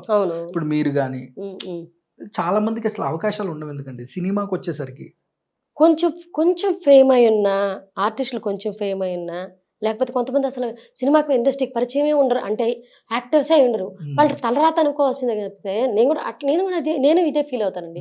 కొంతమంది అసలు మనకు అసలు తెలిసి ఉండరు, వాళ్ళు సినిమాలో చేస్తుంటారు. ఇతను ఎక్కడ ఒక సీరియల్లో చూస్తుండము, వెబ్ సిరీస్ లో చూస్తున్నాము, ఏదో షోలు కూడా చూస్తున్నాము. ఇతను ఎట్లా అయ్యారు, ఏదైనా పరిచయాలు వచ్చాయంటే వాళ్ళ అదృష్టం అనుకుంటా నేను. ఇంత దూరం కష్టపడిన వాళ్ళకి కొంతమందికి అవకాశాలు రావు, కొంతమందికి అవకాశాలు వస్తాయి. చాలా వేరియేషన్ కదా జబర్దస్త్ సినిమా చాలా వేరియేషన్. జబర్దస్త్ అనేది పూర్తిగా మనకు మైక్ పెట్టేసి ఉంటారు, మనం ఆల్రెడీ రిహార్సల్ అయిపోతాము. అక్కడ నీకు ఓవర్ యాక్షన్ చేయాలి అంటే నువ్వు బాడీ దగ్గర నుంచి ఆహారం దగ్గర నుంచి అన్ని వాళ్ళు నవ్వించే ప్రయత్నమే. నువ్వు ఏం చేసినా నీ ఆహారం ద్వారా, నీ మాటల ద్వారా, డైలాగ్ వాళ్ళు నవ్వించే ప్రయత్నం. సినిమా అనే దానికి పూర్తిగా యాక్టింగ్ వేరే, డిఫరెంట్, పూర్తిగా న్యాచురల్. నీకు సీరియల్ అనేది ఒక ఆ యాక్టింగ్ వేరే. సీరియల్కి వచ్చేసరికి మనం ఏంటి ఓవర్ యాక్టింగ్ ఉంటుంది, కొంచెం లాగ్ పెర్ఫార్మెన్స్ ఉంటుంది సీరియల్కి సినిమాకి అనేది కట్టు అంటే మనం ఎలా మాట్లాడుకుంటున్నాం అలాగే ఉంటాయి సీన్స్ అని. అది వెండి తెరకు అంత డిఫరెన్స్ ఉంది. కానీ ఆర్థికంగా ఆర్టిస్టులు అంటే డబ్బుల కష్టాలు చాలా నలుగుతూ ఉంటాయండి.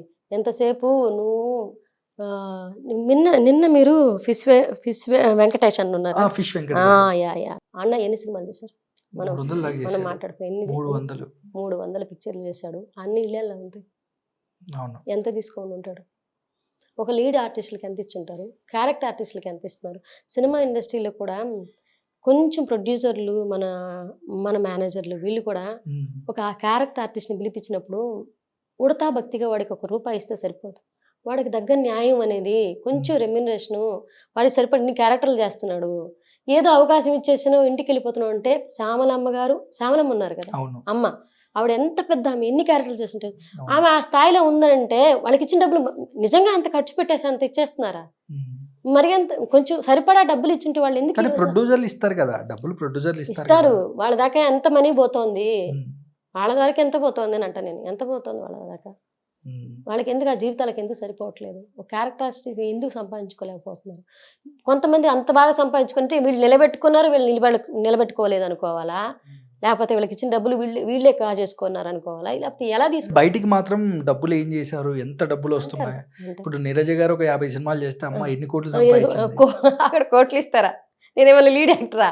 కాదండి, నేనేమన్నా సినిమా హీరోయినా లేకపోతే సినిమా హీరోనే? లీడ్ యాక్టర్స్ కంటే అతని సినిమా అతనిది కాబట్టి అన్ని కోట్లు ఇస్తారు. క్యారెక్టర్ ఆర్టిస్ట్కి అంత ఎందుకు ఇస్తారండి? ఎంత ఒక 10,000 ఇస్తారో, 20,000 ఇస్తారో, 30,000 ఇస్తారు, అక్కడికి స్టాప్ అవుతారు. నీకు వేలల్లో ఇస్తారా? ఎందుకు ఇస్తారు? ఇంకో ఆర్టిస్ట్కి ఇంకో ₹10 ఎక్స్ట్రా చెప్పింది ఇంకో ఆర్టిస్ట్ ఎదురు చూస్తుంటుంది అక్కడ అవకాశం కోసం. అట్లేముండదు. కానీ నీరజ గారు 10 ఏళ్ల కిందట ఇండస్ట్రీ వేరు, ఇప్పుడు వేరు. ఇప్పుడు సోషల్ మీడియా, ఇన్స్టాగ్రామ్లో చాలా మంది రీల్స్ చేస్తుంటారు. ఇప్పుడు ఎక్కువగా వంట చేసుకునే ఆంటీలకు అవసరం ఆ రీల్స్, అమ్మాయిలకు అవసరం రీల్స్ అని అమ్మాయిలు, ఆంటీలు పెళ్ళైన వాళ్ళం మాకు అవసరం మీకెందుకు అమ్మాయిలు చదువుకోండి మీకు అంటే ఇలాంటి వార్స్ కానీ ఎక్కడ యూత్ అమ్మాయిలకి పెళ్ళైన వాళ్ళకి ఫుల్ గొడవలు కామెంట్లు ఇవన్నీ చూస్తున్నప్పుడు మీకు ఎలా అనిపిస్తుంది అంటే సోషల్ మీడియా వచ్చాక? ఒకప్పుడు సోషల్ మీడియా లేనప్పుడు అమ్మలక్కలే సోషల్ మీడియా. ఒక వీధిలో కూర్చొని వాళ్ళే మాట్లాడుకోవడం వాళ్ళే. ఇప్పుడు భార్య అనేది బయటికి వెళ్లకుండా సోషల్ మీడియా ఆమె ఫోన్ ఆమె పెట్టుకొని ఆమె ఎంటర్టైన్మెంట్ ఏదో చేసుకుంటోంది. కానీ ఆమె చేసేది హెల్దీయా? ఇంట్లో చూసుకోవాల్సింది ఏంటంటే నీ ఆడపిల్ల నీ కళ్ళ ముందు వీడియోలు చేస్తుంది. మీరు మా ఫ్యామిలీని మరి ఆడపిల్లలను అలా వదిలేసేయకూడదు. ఎందుకంటే ఆడపిల్లలు వాళ్ళు సమాజం పట్ల ఏ గౌరవం తీసుకుంటున్నారు? పెళ్లి కావాల్సిన అమ్మాయి అండి. నా కూతురే ఉంది. నా కూతురే ఎలా పడితే అలా వీడియోలు చేస్తే నేను అక్కడ ఆపుతాను. నా తల్లిగా నా బాధ్యత. అంటే మాకు భావ ప్రకటన స్వేచ్ఛ ఏదైతే ఉందో అలాగా మాకు మేము నచ్చినట్టు మేము వీడియో చేసుకుని తప్పేముందని కూడా ఇప్పుడు వాళ్ళు ఎవరైతే 18+ అయితే ఆ స్వేచ్ఛ నువ్వు తీసుకుంటున్నావు. అవతలోడు కూడా అదే స్వేచ్ఛ తీసుకుని కామెంట్ చేసినప్పుడు ఎందుకు తీసుకోలేకపోతున్నావు? ఎందుకు మనోభావం దెబ్బతింటుంది?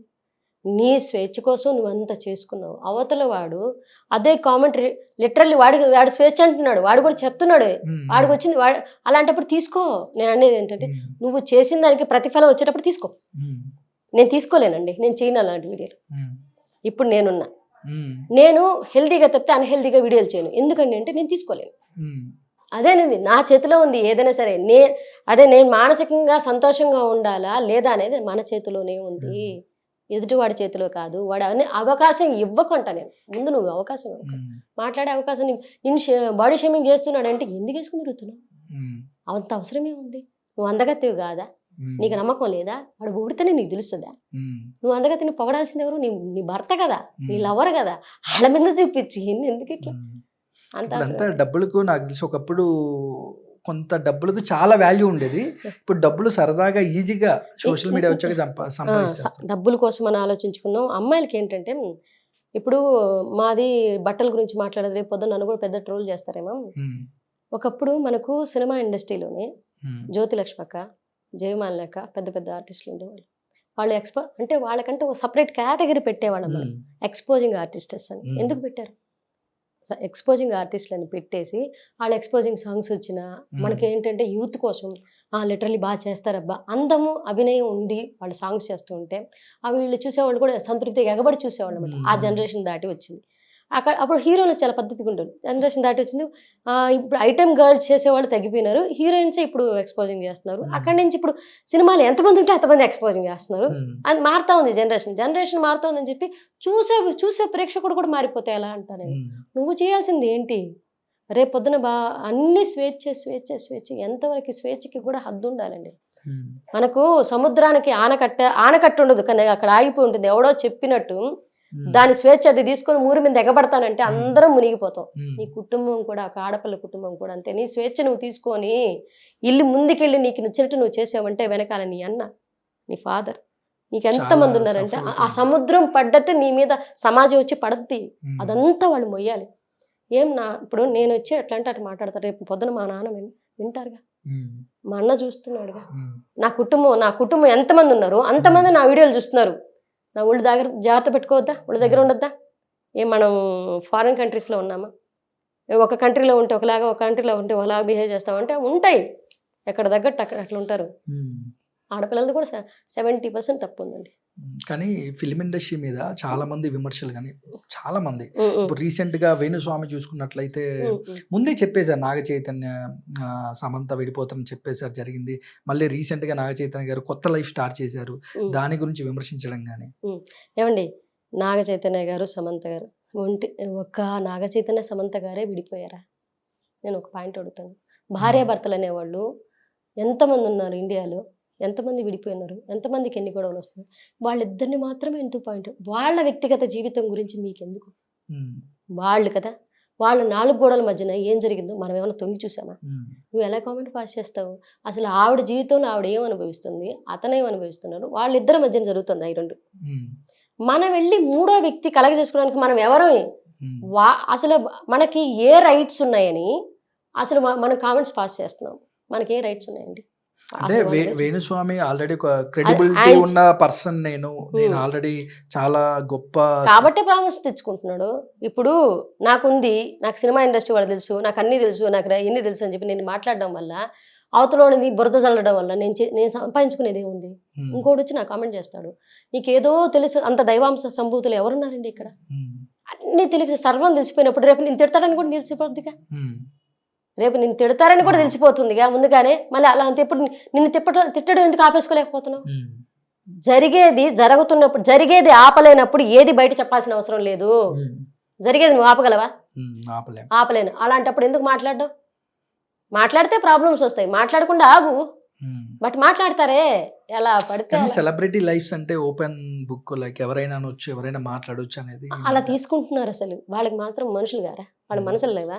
ఇప్పుడు ఆమె మీద ఎలా పడితే అలా కామెంట్ చేసేస్తారు, అతని మీద ఎలా పడితే అలా కామెంట్ చేసేస్తారు. అది మన అన్న అక్క చెల్లి మీద అలా కామెంట్ చేస్తే ఊరుకుంటామా మనం? ఉమ్, అవసరం ఎవడే లైఫ్ ఆడిది, నీకేం రైట్స్ ఉన్నాయని వాళ్ళ లైఫ్లో తలదూరుస్తావు అసలు అంటే? నేను ఏం రైట్స్ ఉన్నాయని తలదూరుస్తున్నావు? ఎందుకు దూరుస్తున్నావు? ఎందుకు అవతలోని గెలకటం వల్ల నువ్వు మానసికంగా ఒక సైకోయిజం నీ ఈగో సాటిస్ఫాక్షన్ తప్పితే అక్కడ నువ్వు అవతలని హర్ట్ చేసావు అన్న సంగతి నీకు తెలుసు నీ మాటల ద్వారా. ఆయన నువ్వు సంపాదించింది ఏంటి? నువ్వు సాధించింది ఏంటి? అవతలను బాధ పెట్టానని తప్పితే నువ్వు బాధ పెట్టడం గొప్ప అనుకుంటున్నావా? బాధ పెట్టడం గొప్ప? ఎవరినైనా సరే కాసేపుగా ప్రేమగా మాట్లాడడము, ప్రేమగా పలకరించడము, 10 మందిని ఆదరణ, అవి గొప్ప విషయాలు. కానీ నీరజ గారు, మీకు బాగా ఆ ఇండస్ట్రీలో పలానా డైరెక్టర్తో యాక్ట్ చేయాలి, పలానా హీరోతో యాక్ట్ చేయాలి, ఇలాంటి ఏమన్నా ఉందా? చిరంజీవి గారితో చేయాలి, Hmm? బట్ అవకాశం వస్తుందో లేదు. చిరంజీవి గారితో. చిరంజీవి గారితో సార్తో చేయాలి. నాకు మీరు నా ఫేవరెట్ హీరోస్ అడగలేదు. అదే నేను అది జనరేషన్ మారే కొద్ది నాకు అంటే నాకు ప్రతి జనరేషన్లో నచ్చుతండి. రామారావు సార్ ఉన్నప్పుడు కూడా రామారావు గారు, నాగేశ్వరరావు గారు, కృష్ణ గారు, అంటే నేను పర్టికులర్గా ఈ హీరోనే నేను ఉండదండి. ఏ సినిమా బాగుంది అని అంటే ప్రతి బాగున్నా బాగలేకపోతే నాకు స్వార్థం ఉంది మా ఇండస్ట్రీ అనేసి. అన్ని సినిమాలు చూస్తాను నేను, గ్రేట్. అన్ని సినిమాలు చూస్తాను. యూట్యూబ్లో వచ్చినా చూస్తాను, టీవీలో వచ్చినా చూస్తాను, సినిమా ఏదైనా వస్తున్నా నడుస్తున్నా చూస్తాను. వీళ్ళు ఎలా చేశారు, వీళ్ళు ఎలా చేశారు అన్నీ గమనిస్తూ ఉంటాను. అది సినిమా మీద ఉన్న ప్రేమ, అది సినిమా మీద పిచ్ అనుకోవచ్చు, ప్రేమ అనుకోవచ్చు. జనరేషన్ వైజ్గా మారిపోద్ది. ఇప్పుడున్న జనరేషన్లో ఎన్టీఆర్ గారు బాగా నచ్చుతారు, అప్పుడు తర్వాత మన రామ్ చరణ్ గారు బాగా నచ్చుతారు, మహేష్ బాబు గారు నచ్చుతారు, అల్లు అర్జున్ గారు నచ్చుతారు, అందరూ నచ్చుతారు. ఇప్పుడున్న జనరేషన్లో సిద్ధు గారు నచ్చుతారు. అంటే ఒక సినిమా వచ్చింది, మనోడు ఇది బాగా చేసి ఉంటాడు, పద చూసిద్దాం, ఇలా ఫీల్ అవుతాను తప్పితే పర్టికులర్గా వీళ్ళేను అనేది ఉండదు. మహేష్ గారు అంతే కొంచెం ఎక్కువ ప్రేమ ఉంటుంది, ఎందుకంటే ఆయన హార్ట్ సర్జరీ సంపాదించేదానికి. అంటే మీకు బాగా ఫేవరెట్ హీరో మహేష్ బాబు? మహేష్ బాబు గారు బాగా ఇష్టం, తర్వాత అల్లు అర్జున్ గారు ఇష్టము, రామ్ చరణ్ గారు ఇష్టము, ఎన్టీఆర్ గారు ఇష్టము. యాక్టింగ్ పరంగా ఎన్టీఆర్ గారిని చూసినప్పుడు ఒక రకమైన గూస్ బంప్స్ వస్తాయి అన్నమాట. అంత ఆ పీక్స్కి ఇస్తారులేండి. అంత national award winner Allu Arjun గారు, ఆయనకు సోషల్ మీడియాలో అంటే ఒక పుష్ప కానీ పుష్ప 2 మన ఇండస్ట్రీని ఒక నెక్స్ట్ లెవెల్ తీసుకెళ్ళారు. ఇప్పుడు చాలా మంది హీరోల్లో అల్లు అర్జున్ గారు యూనిక్, బట్ అలాంటి అల్లు అర్జున్ గారి మీద నెగిటివ్ ట్రోల్స్ కానీ సోషల్ మీడియాలో కానీ మాట్లాడితే నా మీద కూడా ట్రోల్ చేస్తారేమో. ఒకటండి, రేపు పొద్దున అమ్మాయిని కూడా చూడకుండా మనం ఏదైనా మాట్లాడేమనుకో, కమెంట్ పాస్ చేసామనుకో, అమ్మాయిని కూడా ఉండదన్నమాట. ఇంకా వాడికి నోటికి, ఆ మనసుకి, ఆ చెత్త, ఆ బ్రెయిన్కి ఏం ఆలోచిస్తే ఆ క్షణంలో అవన్నీ అలా టైప్ చేసేస్తారు. అవి బూతులు అయి ఉండొచ్చు, క్రైమ్ గురించిన సబ్జెక్ట్ అయి ఉండొచ్చు. వాడు మనసుకి వాడి బుర్రలో ఉన్న బూతంతా ఎక్కిస్తాడు. అవతల అల్లు అర్జున్ గారు ఇది కాదు, ఈ మెంటాలిటీ వేరే. సో ఆయన తీసుకోవట్లేదు. మనం సోషల్ మీడియా ఎలా అంటే వాడి అవతల ఏది పడితే అది పాస్ చేస్తున్నాడు అని అంటే, తీసుకునేవాడు తీసుకోవట్లేదు అంటే ఆడు వ్యక్తిగతంగా ఉండి తీసుకునేవాడు నిర్ణయం చాలా గొప్పవాడని అర్థం. నేను తీసుకోవట్లేదు, అవతల ఎలా పడితే అలా మాట్లాడుతున్నారు, ఆయన తీసుకోవట్లే. అదే ఆయన కాదు కాబట్టి ఆయన తీసుకోవట్లే. ఎవరినైనా సరే అనేస్తున్నారు, ఆయన తీసుకోవట్లేదు అని అంటే అది ఆయన కాదు. అది చిరంజీవి గారు ఏదో చెప్పారు కదా, ఇండస్ట్రీలో వెళ్ళేటప్పుడు చెవిటి కప్పల్లా వెళ్ళిపోవాలని ఒక ఇంటర్వ్యూలో చెప్పున్నారు చూడు. అట్ట ఆయన కూడా వెళ్ళిపోతే ఏ బాధ ఉండదు. కానీ ఎవరి వ్యక్తిగత నిర్ణయాల మీద నువ్వు అలాగే చెయ్యి అంటే నేను ఎలా చేయాలి, అది నా ఇష్టం. అసలు ఎదుటోడు ఎంత ఫ్యాన్ అయినా సరే, కుటుంబం అయినా సరే, భార్య అయినా సరే, అంటే నీ వ్యక్తిగత స్వేచ్ఛ, నీ వ్యక్తిగత నిర్ణయం అనేది నీ ఇష్టం మీద ఆధారపడి ఉంటుంది. అది పూర్తిగా నీ ఆలోచనలు. నువ్వేం చేయాలో కూడా నేను డిసైడ్ చేస్తానా? నేను ఫ్యాన్ని, నీ యాక్టింగ్కి మాత్రం ఫ్యాన్ని నేను. నీ అలవాట్లకి, నీ వ్యక్తిగత నిర్ణయాలకి నేను ఫ్యాన్ కాదు. నువ్వు యాక్టింగ్ చేస్తున్నావు, దానికి మాత్రమే ఫ్యాన్. అంతవరకే ఉంటే బాగుంటుంది సబ్జెక్ట్. పర్సనల్ లైఫ్ దాకా వెళ్ళిపోతారు, అది తప్పంటే నేను వెళ్ళిపోతారు. అది వాళ్ళు కూడా ఫ్యామిలీస్ ఉంటాయి, వాళ్ళు కూడా ఆర్టిస్టులు మిమ్మల్ని ఇంత దూరం నవ్విస్తున్నారైనా, ఇంత దూరం ఎంటర్టైన్ చేస్తున్నారంటే నిజమే, మీరు డబ్బులు ఇస్తున్నారు, ప్రేక్షకుడు మమ్మల్ని చూడడానికి కానీ వస్తున్నారు. హీరోలందరూ ఒకే తాటి మీద కలిసినప్పుడు అందరూ బాగుంటారు. అందరూ మధ్యలో బాగుంటారు. వీళ్ళు కొట్టుకొని అభిమానులు ప్రేక్షకులు కొట్టుకొని ప్రేక్షకుడు లేకపోతే ఈరోజు మేము లేవండి. ఉమ్, కానీ మానసికంగా బాధ ఎక్కడంటే అర్థం చేసుకొని ముందుకెళ్ళిపోతే ప్రేక్షకుడు అనేవాడు ఏ బాధలు ఉండవు. ఈ ఫ్యాన్ బేస్లు పెట్టుకుంటారు, నేను వాడి ఫ్యాన్ వీడి ఫ్యాన్. కానీ కలిసినప్పుడు ఈ రామ్ చరణ్ గారు, ప్రభాస్ గారు, అందరు హీరోలు ఒకే చోట కలుసుకున్నప్పుడు ఉమ్, వాళ్ళు ఎంత బాగుంటారు. మీరు అలా ఉండొచ్చు కదా, హెల్తీగా ఉండొచ్చు కదా, ఉమ్. హ్యాపీగా ఉంటారు కదా. మావాడు గొప్ప, మావాడు గొప్ప, మీ వాడు గొప్ప, మన ఇంట్లో మీరు కొట్టుకుంటారు. ఇంత మంచి చెప్తున్నా కూడా ఇప్పుడు ఈ వీడియో కింద కామెంట్లు కూడా ఎవడో ఒకడు నెగిటివ్ గా పెడతారు. అది నేను చెప్పాను, ఆడు బుర్ర బూత ఉంటుంది, ఉమ్, వాడు ఆలోచించే విధానం రాంగ్. ఆ రాంగ్ వే ఉన్నప్పుడు వాడు టైప్ చేసేది అవే వస్తాయి. ఉమ్, అది మనం తీసుకోకపోవడం బెటర్. అంటే నేను 100 కామెంట్లు పాస్ చేస్తారు. నేను పవన్ కళ్యాణ్ గారిని ఏమన్ను, అల్లు అర్జున్ గారిని ఏమన్ను, ఇంకొక హీరోని ఏమన్ను. ఎందుకంటే వాళ్ళ వ్యక్తిగత స్వేచ్ఛ, వ్యక్తిగత నిర్ణయం. ఉమ్, నువ్వు కామెంట్ చేసేదానికి కూడా నీ వ్యక్తిగత స్వేచ్ఛ, నీ వ్యక్తిగత, నువ్వు పెరిగిన విధానము, నీ బుర్రని బట్టి నీ ఆలోచనలు వస్తాయి. నాకు లేదు, నా బుర్ర నా ఇంతవరకే ఆలోచిస్తుంది. పాజిటివ్గా ఉంటే పాజిటివ్గానే తీసుకుంటాను, నెగిటివ్ అయితే అక్కడి నుంచి వెళ్ళిపోతాను నేను. ఉమ్. అంతే, అంతవరకే ఉంటుంది. కానీ మీరు అప్పట్లో రామారావు గారు చాలా అభిమానించాను, చాలా ఇష్టం, తర్వాత చిరంజీవి గారు అన్నారు. ఇప్పుడు పవన్ కళ్యాణ్ గారు ఒక ఇండస్ట్రీని రిప్రజెంటేటివ్ చేస్తూ ఒక యాక్టర్ నుంచి పొలిటికల్ లీడర్ దాకా ఆయన జర్నీ ఇప్పుడు మనం చూసుకున్నట్లయితే డిప్యూటీ సీఎం దాకా ఇప్పుడు ఇండస్ట్రీ కూడా ఒక చాలా గౌరవం దక్కింది. ఇప్పుడు ప్రజెంట్ ఉన్న ఇండస్ట్రీ కూడా మీకు ఎలా అనిపిస్తుంది పవన్ కళ్యాణ్ గారు? ఇప్పుడే దక్కిందండి. రామారావు గారు కూడా, నేను ఒక మాట అంటున్నాను, రామారావు గారు కూడా అప్పట్లోనే సీఎం అయ్యారు. ఈయన డిప్యూటీ సీఎం, రామారావు గారు అప్పట్లో సీఎం అయ్యారు. పెట్టిన 6 నెలల్లోనే, పార్టీ పెట్టిన 6 నెలల్లోనే, ఇప్పుడు ఇన్ని సంవత్సరాలు పట్టింది, ఆయన పెట్టిన 6 నెలల్లోనే జనాల్లోనే తిరిగి సీఎం చేశాడు. అండ్ ఇండస్ట్రీ కూడా కానీ జనరేషన్స్ చాలా తేడా ఉంటది కదండి. ఎప్పటి నుంచో జనరేషన్ వచ్చిన ప్రతి జనరేషన్ కూడా, ఇండస్ట్రీ వాళ్ళు వచ్చిన ప్రతి జనరేషన్ కూడా ఆ గౌరవం తక్కేలాగా, అల్లు అర్జున్ గారు అక్కడ దాకా వెళ్ళారంటే ఆయన కష్టం అనేది ఉంది, డిప్యూటీ సీఎం గారు ఎక్కడ దాకా వెళ్ళారంటే ఆయన కష్టం అనేది ఉంది. ఫ్యాన్స్ని బేస్ చేసుకోను లేకపోతే కాదు, మనం సమాజానికి ఏం చేయాలి, మనం సమాజానికి మన వంతుగా ఏం చేయాలి, మన వంతు సహాయం అవుతుందా అది, లేకపోతే మన వంతు బాధ్యత అవుతుందా అది వాళ్ళు తీసుకునే విధానాన్ని బట్టి అక్కడ దాకా వెళ్ళారు. మనం అది మంచిదే తీసుకుందాం, చెడైతే అది కాదు ఇంకోటి తీసుకుందాం, అది మీ ఇష్టం. అది పార్టీలు అనేవి మీ ఇష్టం. ఆ పార్టీల్లో కూడా మన ఫ్యాన్ కదా, ఆయన ఫ్యాన్ వరకే చూడాలి. అక్కడ కూడా పార్టీలు తీసేసుకొని ఆయన ఈ పార్టీ వాడు ఆ పార్టీ వాడు. పవన్ కళ్యాణ్ యాక్టింగ్ గారు పీక్స్కుంటుంది అసలు. ఆయన యాక్టింగ్ ఎంత బాగుంటుందంటే, ఒక అమ్మాయి నిజంగా ఒక సినిమా చూసిందంటే నిజంగా ఆయనలో ప్రేమలో పడిపోతారు. అంత బాగుంటాయి. దేశం కోసం ఒక సాంగ్ ఉంటది, అమ్మాయిని ఏడిపించకూడదు, బాధ్యతగా ఉండాలని ఒక సాంగ్ ఉంటది. ఆయన సాంగ్స్ అంత బాగుంటాయి. ఆయన యాక్టింగ్ చేసే విధానం కూడా అప్పుడే అల్లరి పట్టిస్తాడు, అప్పుడే దగ్గర తీసుకుంటాడు అమ్మాయిలు. అంత క్యూట్ ఉంటుంది, ఒక క్యూట్ లవ్ స్టోరీలా ఉంటుంది. లవ్ స్టోరీస్ అంటే ముందు పవన్ కళ్యాణ్ గారు అటెంప్ట్ చేసేవాళ్ళు. ఆ లవ్ స్టోరీస్ అంత బాగుండేవి అనమాట. అలా యాక్టింగ్ పరంగా ఆయన ఇష్టపడు, ఆయన వ్యక్తిగత జీవితం నీకెందుకు, ఆయన ఒక గొప్ప స్థాయికి పోయినాడంటే ఎన్ని విమర్శలు. ఒక ఆడపిల్ల ఈరోజు కమెడియన్గా ఉండి ఇంకొక స్థాయి దాకా పోతుంటే నాకే ఇన్ని స్ట్రగుల్స్ ఉంటాయి కనుక, ఇన్ని ఉంటాయి అవమానాలు.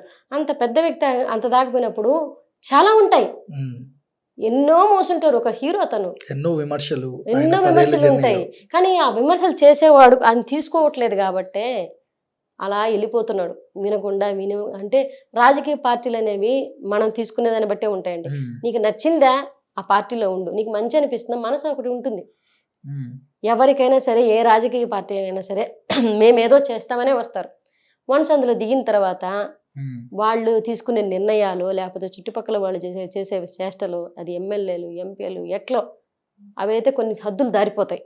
ఆ హద్దులు దాటిపోయినప్పుడు ఎంతవరకు ఇది కరెక్ట్, ఇది మనం చేస్తున్నామా, సమాజానికి మంచి చేస్తున్నామా లేదా, మన వల్ల మంచి జరుగుతుందా లేదని ఒక స్థాయిలో ఉండేవాడు ఆయన ఆలోచించుకుంటారు. కానీ 2019 బిఫోర్ కానీ రీసెంట్గా వైసీపీ గవర్నమెంట్లో రోజా గారు కూడా ఇండస్ట్రీ పర్సనే, బట్ పొలిటికల్గా ఆమె ఎమ్మెల్యేగా చేసింది. బట్ తను కూడా పవన్ కళ్యాణ్ గారిని విమర్శించడం కూడా జరిగింది అప్పుడు, ఆ టైంలో ఆ పార్టీల్లో.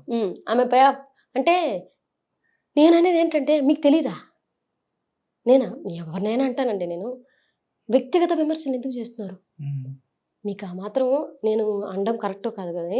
నేను ఒక ఆడపిల్లగా అడుగుతున్నాను, ఆయనైనా సరే ఈయనైనా సరే, ఎవరు ఏ పార్టీలో ఉన్నా సరే, నేను ఒక పార్టీని నేను ఉద్దేశించి మాట్లాడట్లేదు. నేను పవన్ కళ్యాణ్ పార్టీ కాదు, ఇంకో పార్టీ కాదు, కానీ ఒక మనిషిగా అడుగుతున్నాను. ఒకరు వ్యక్తిగతంగా విమర్శించేటప్పుడు ఆ విమర్శ నీకు ఎదురవుతుందని నీకు తెలీదా? నువ్వు అవతల తిట్టేస్తున్నావు, అవతల నిన్ను తిట్టడా? ఏం ఆడికి నోరు లేదా? ఎందుకు తిట్టాలి అసలు? అంత అంత ఎందుకు? నువ్వు పార్టీ పరంగా ఏదైనా ఎదుర్కో, నీకు దమ్ముంటే, నువ్వు ఏదైనా చేయగలంటే, కలేజా ఉంటే పార్టీ పరంగా ఎదుర్కో, పార్టీ పరంగా అతనికంటే గొప్పగా చేసి చూపించు. నువ్వేం చేస్తున్నావు, నేను ఇది చేస్తున్నాను, అతనికన్నా గొప్పగా చేశానని చెప్పి చూపించు జనాలకి. అది మగతనం, అది ఆడతనం అంటే. అట్లా కాకుండా నువ్వు అది చేసావు, నువ్వు ఇది చేసావు, నువ్వు ఇట్లా అది తప్పంట. నేను అది అక్కడ మీరు స్టార్ట్ చేస్తే మిమ్మల్ని చూసి ఇంకొకళ్ళు స్టార్ట్ చేస్తారు. ప్రజల్లో అన్న మార్పులు రావాలంటే ముందు రాజకీయ నాయకుల్లో మార్పులు రావాలి. రాజకీయ నాయకులు ఎందుకు అట్లా మాట్లాడతారు? అట్లా మాట్లాడి ప్రజల్ని రెచ్చగొట్టడం వల్ల, ప్రజల్ని రెచ్చగొట్టే వ్యాఖ్యలు చేయడం వల్ల వాళ్ళు కొట్టుకొని చేస్తారండి. కానీ దీనివల్ల ప్రజలకు నో యూజ్ కదా. ప్రజలకు ఏం చేస్తున్నాం, ఒక పార్టీ రిప్రజెంటేటివ్ అనేది పాయింట్. నేను ఒక వీడియో కూడా చేశానండి. అంటే ఎలక్షన్స్ ముందు కూడా మీరు ఎవరికి సపోర్ట్ చేస్తున్నారంటే, నేను ఎవరికి సపోర్ట్ చేయనండి. నేను ఒకటే చెప్తా, మీ ఊర్లో మీకు తెలిసిన ఎమ్మెల్యే ఏ పార్టీ అయినా సరే వచ్చి మీ ఊరిని బాగు చేస్తున్నాడా, మీ ఊరికి మంచినీళ్ళు తెప్పిస్తున్నాడా, మీ ఊరి ప్రజల్ని గమనిస్తున్నాడా, మీ పిల్లల చదువులు మీకు నిలబడ్డ వ్యక్తి మీ ఊరికి బాగు చేస్తున్నాడు అనిపిస్తే ఏ పార్టీ అయినా సరే ఓటేసేసేయండి. ముందు మీ ఊరిని మీరు బాగు చేసుకోండి. మన ఊళ్ళు మనకు ముఖ్యం, తర్వాతే ఏదైనా సరే. పల్లెలు పట్టుకోమని అంటారు, ముందు వాటిని బాగు చేసుకోండి, తర్వాత పట్టణాల దాకా వద్దురు అని అంటే మనకేంటంటే మన పార్టీ కూడా ఎప్పుడైతే చేసేవాడిని గెలిపించుకోకుండా చేయని వాడిని గెలిపించుకుంటాం, అక్కడే నాశనం స్టార్ట్ అవుతుంది. నువ్వు ఏ పార్టీ అని చూడద్దు, చేస్తున్నాడా చేయలేదు. నీరజ గారు, ఫైనల్లీ పవన్ కళ్యాణ్ గారు ఇప్పుడు చార్జ్ తీసుకున్నారు. ఇప్పుడు దాదాపుగా 100 రోజులు కావస్తుంది. ఎలా అనిపిస్తుందండి మీకు? అంటే ఆయన పరిపాలన కానీ, ఆయన పిఠాపురంలో కానీ, లేదంటే అన్ని ఊర్లు ఆయన పరిపాలన చేయడం కానీ? బాగానే ఉంది. నాకేం అంటే ప్రజెంట్ వీళ్ళు రావడం అంటే ఏ గవర్నమెంట్ వచ్చినా అండి, ఆయన వచ్చే జగన్మోహన్ రెడ్డి గారు వచ్చారు, ఆయన వచ్చినప్పుడు కరోనా స్టార్ట్ అయిపోయింది. ఒక గవర్నమెంట్ వచ్చిన తర్వాత వీళ్ళు వచ్చారు, ఇప్పుడు వరదలు స్టార్ట్ అయిపోయినాయి. ఒక గవర్నమెంట్ వచ్చాక విపత్తుల నుంచి బయట వచ్చిన తర్వాత వాళ్ళకి ఎలా చేస్తున్నారు ఇంకా జరగట్లే. అవి జరిగిన తర్వాత కదా చేశారు చేయలేదని నిర్ణయం తీసుకుంటారు. అవి జరగలేదు ఏం ముందు జరగనేయండి, ఆడేదో జరగనియండి. ఇప్పుడు ఎప్పుడైనా ప్రమాదంలో ఉన్నప్పుడు ఆ పార్టీ వాడు ఈ పార్టీ వాడు విమర్శలు కాకుండా నలుగురు 4 చేతులు వేస్తే ముందు ప్రజలు బాగుపడతారు. మీ పార్టీ వాడు చేస్తాడు, మా పార్టీ వాడు చేస్తాడు, ఈ మానేసేయండి. ముందు ప్రజల్ని కాపాడుకోండి. ముందు వాళ్ళనేది ఉండబట్టే కదా మీరు అక్కడ దాకా ఉన్నారు. వాళ్ళని కాపాడుకోవడం మానేసి విమర్శలు మొదలు పెడతారు. అది ఇంకా జరగలే, ఇంకా జరగడానికి అవకాశం ఇవ్వండి, జరగడానికి టైం జరగనివ్వండి. ఏదైనా జరగకపోతే మీరు ఏదైనా చెయ్యండి. జరగలేదని విమర్శించే బదులు నువ్వేదో చెయ్యి, నువ్వు చెయ్యి ఆ సహాయం. ఏదో ఆయన చేయట్లేదు కదా, నీ వంతు నువ్వు సహాయం ఎంత చేస్తున్నావు చూపించు. నా వంతు నేను ఇది చేశాను ప్రేక్షకుడు అని చూపించు. నువ్వు విమర్శ అనేది తర్వాత నువ్వు చేసిన తర్వాత విమర్శ చేయి. నేను ఇది చేశాను, వీళ్ళకి మీరేం చేశారని క్వశ్చన్ చేయి, అది తప్పులేదు. అలా కాకుండా విమర్శలు మాత్రమే చేస్తుంటే నువ్వేం చేయకపోతే నువ్వు కూడా విమర్శలు పాలవుతావు, అంతకుమించి ఏముండదు. నీరజ గారు, అంటే మీరు చాలా ఓపెన్గా రియాలిటీ చెప్తున్నారు. అంటే ఏ భయం లేకుండా, అంటే ఇప్పుడు ఇది మాట్లాడితే నాకు ఛాన్సులు రావేమో. చాలామంది అనుకుంటారు ఏదైనా ఏ టాపిక్ అయినా మీరు ఉన్నది ఉన్నట్టు, నాకు తెలిసి చాలా తక్కువ మందికి ఉంటుంది యాక్టర్స్లో డేర్గా చెప్పడం. బట్ నిజంగా సోషల్ మీడియా గురించి కానీ, జనాల గురించి కానీ చాలా చక్కగా చెప్పారు, వాస్తవాలు మాట్లాడారు. కానీ ఈ రోజుల్లో వాస్తవాలు ఎవరికి అవసరం ఉండదు బేసిక్గా. బట్ ఎవరి కోసం నన్ను నేను మార్చుకోనండి. నా కోసం నేను బతుకుతాను. అంటే నా కోసం నేను జీవిస్తున్నప్పుడు ఎవరి కోసమో ఎవరో ఏదో అనుకుంటారని అట్లుండే పని అయితే ఈరోజు ఇక్కడ దాకా 15 ఏళ్ళు 16 ఏళ్ళు నిలబడలేను. నేను నా కోసం నేను బతుకుతా, నా కోసం, నా ఫ్యామిలీ కోసం. నా వల్ల నా ఫ్యామిలీకి అయితే ఏ హాని ఉండదు. ఎందుకంటే నేను నెగిటివ్ వాళ్ళని ఎత్తిన వద్దని నేను ఏది మాట్లాడినా చాలా ధర్మంగా మాట్లాడుంటాను, న్యాయంగానే నేనేమి సమాజానికి చెడు చేసుకోమని చెప్పట్లే. ఫైనల్లీ నీరజ గారు, థ్యాంక్ యూ సో మచ్. మీరు ఇప్పుడున్న ప్రజెంట్ చిరంజీవి గారి నుంచి, రామ్ చరణ్ గారి నుంచి, జూనియర్ అందరి స్టార్లతో మీరు అన్ని మంచి సినిమాలు చేయాలి పూర్తిగా కోరుకుంటూ, మేము పిలిచినమ్మంటే మీ అమూల్యమైన టైంని మా మన స్టార్స్ ఆఫీస్కి వచ్చి ఇంటర్వ్యూ ఇచ్చినందుకు థ్యాంక్ యూ అండి. Thank you so much. తెలిసికుండా మాట్లాడుంటే మాత్రం అలా చూసి చూడటం వదిలేసింది, ట్రోల్స్ చేయకండి. మిమ్మల్ని అడుగుతున్నా ఏంటంటే, నాకు తెలిసినంత వరకు ఇంత చూశాను కాబట్టి ఒక అక్కలాగే సమాజం పట్ల మాట్లాడతాను, తప్పితే బాధ్యతగా మాట్లాడతాను. ఏదైనా అర్థం చేసుకోవడానికి మిమ్మల్ని మీరు కాపాడుకోవాల్సిన అవకాశం, అవసరం 3 మీకే ఉన్నాయి. ఎదుటివాడి చేత చెప్పించుకునే స్థాయికి మనం దిగజారకూడదు. మనం దిగజారుతున్నామంటే మనమే నాశనం అవుతాం. నేను చెప్పించుకునే స్థాయి దాకా నేను దిగజారను. ముందు నా ప్రవర్తన అనేది నేనే చూసుకుంటాను. మిమ్మల్ని మీరు కాపాడుకోండి. ఇండస్ట్రీ గురించి మాట్లాడుతుంటే ఈ చెడ్డ పేరు అక్కడ దాకా ఎందుకు తెలుస్తుంది? అమ్మాయిలకి ఏమవుతుంది ఏమవుతుంది మేమంతా బాగానే ఉన్నాం కదా. ఏదైనా నవ్వుతుంటే మాట్లాడు, నువ్వు బయటకు వచ్చి మాట్లాడు. అది ఈరోజు సోషల్ మీడియా చాలా అవకాశాలు ఉన్నాయి. సోషల్ మీడియా గురించి నీ చేతిలోనే ఇన్స్టాగ్రామ్ ఉంది, నీ చేతిలోనే ఫేస్బుక్ ఉంది, నీ చేతిలోనే నీ జరిగిన అన్యాయం ఏదో వచ్చి మాట్లాడు. పెద్దోళ్ళు ఎవరైనా ఉంటే అలా కాదు ఇలా అని చెప్తారు. నువ్వు ఎందుకు బలైపోతావు అంటే, నేను ఆడపిల్లనైనా సరే ఎందుకు బలైపోతావు, అక్కడ కాపాడానికి ట్రై చేయి, అంతేనండి. థ్యాంక్ యూ అండి, thank you so thank you so much. Much.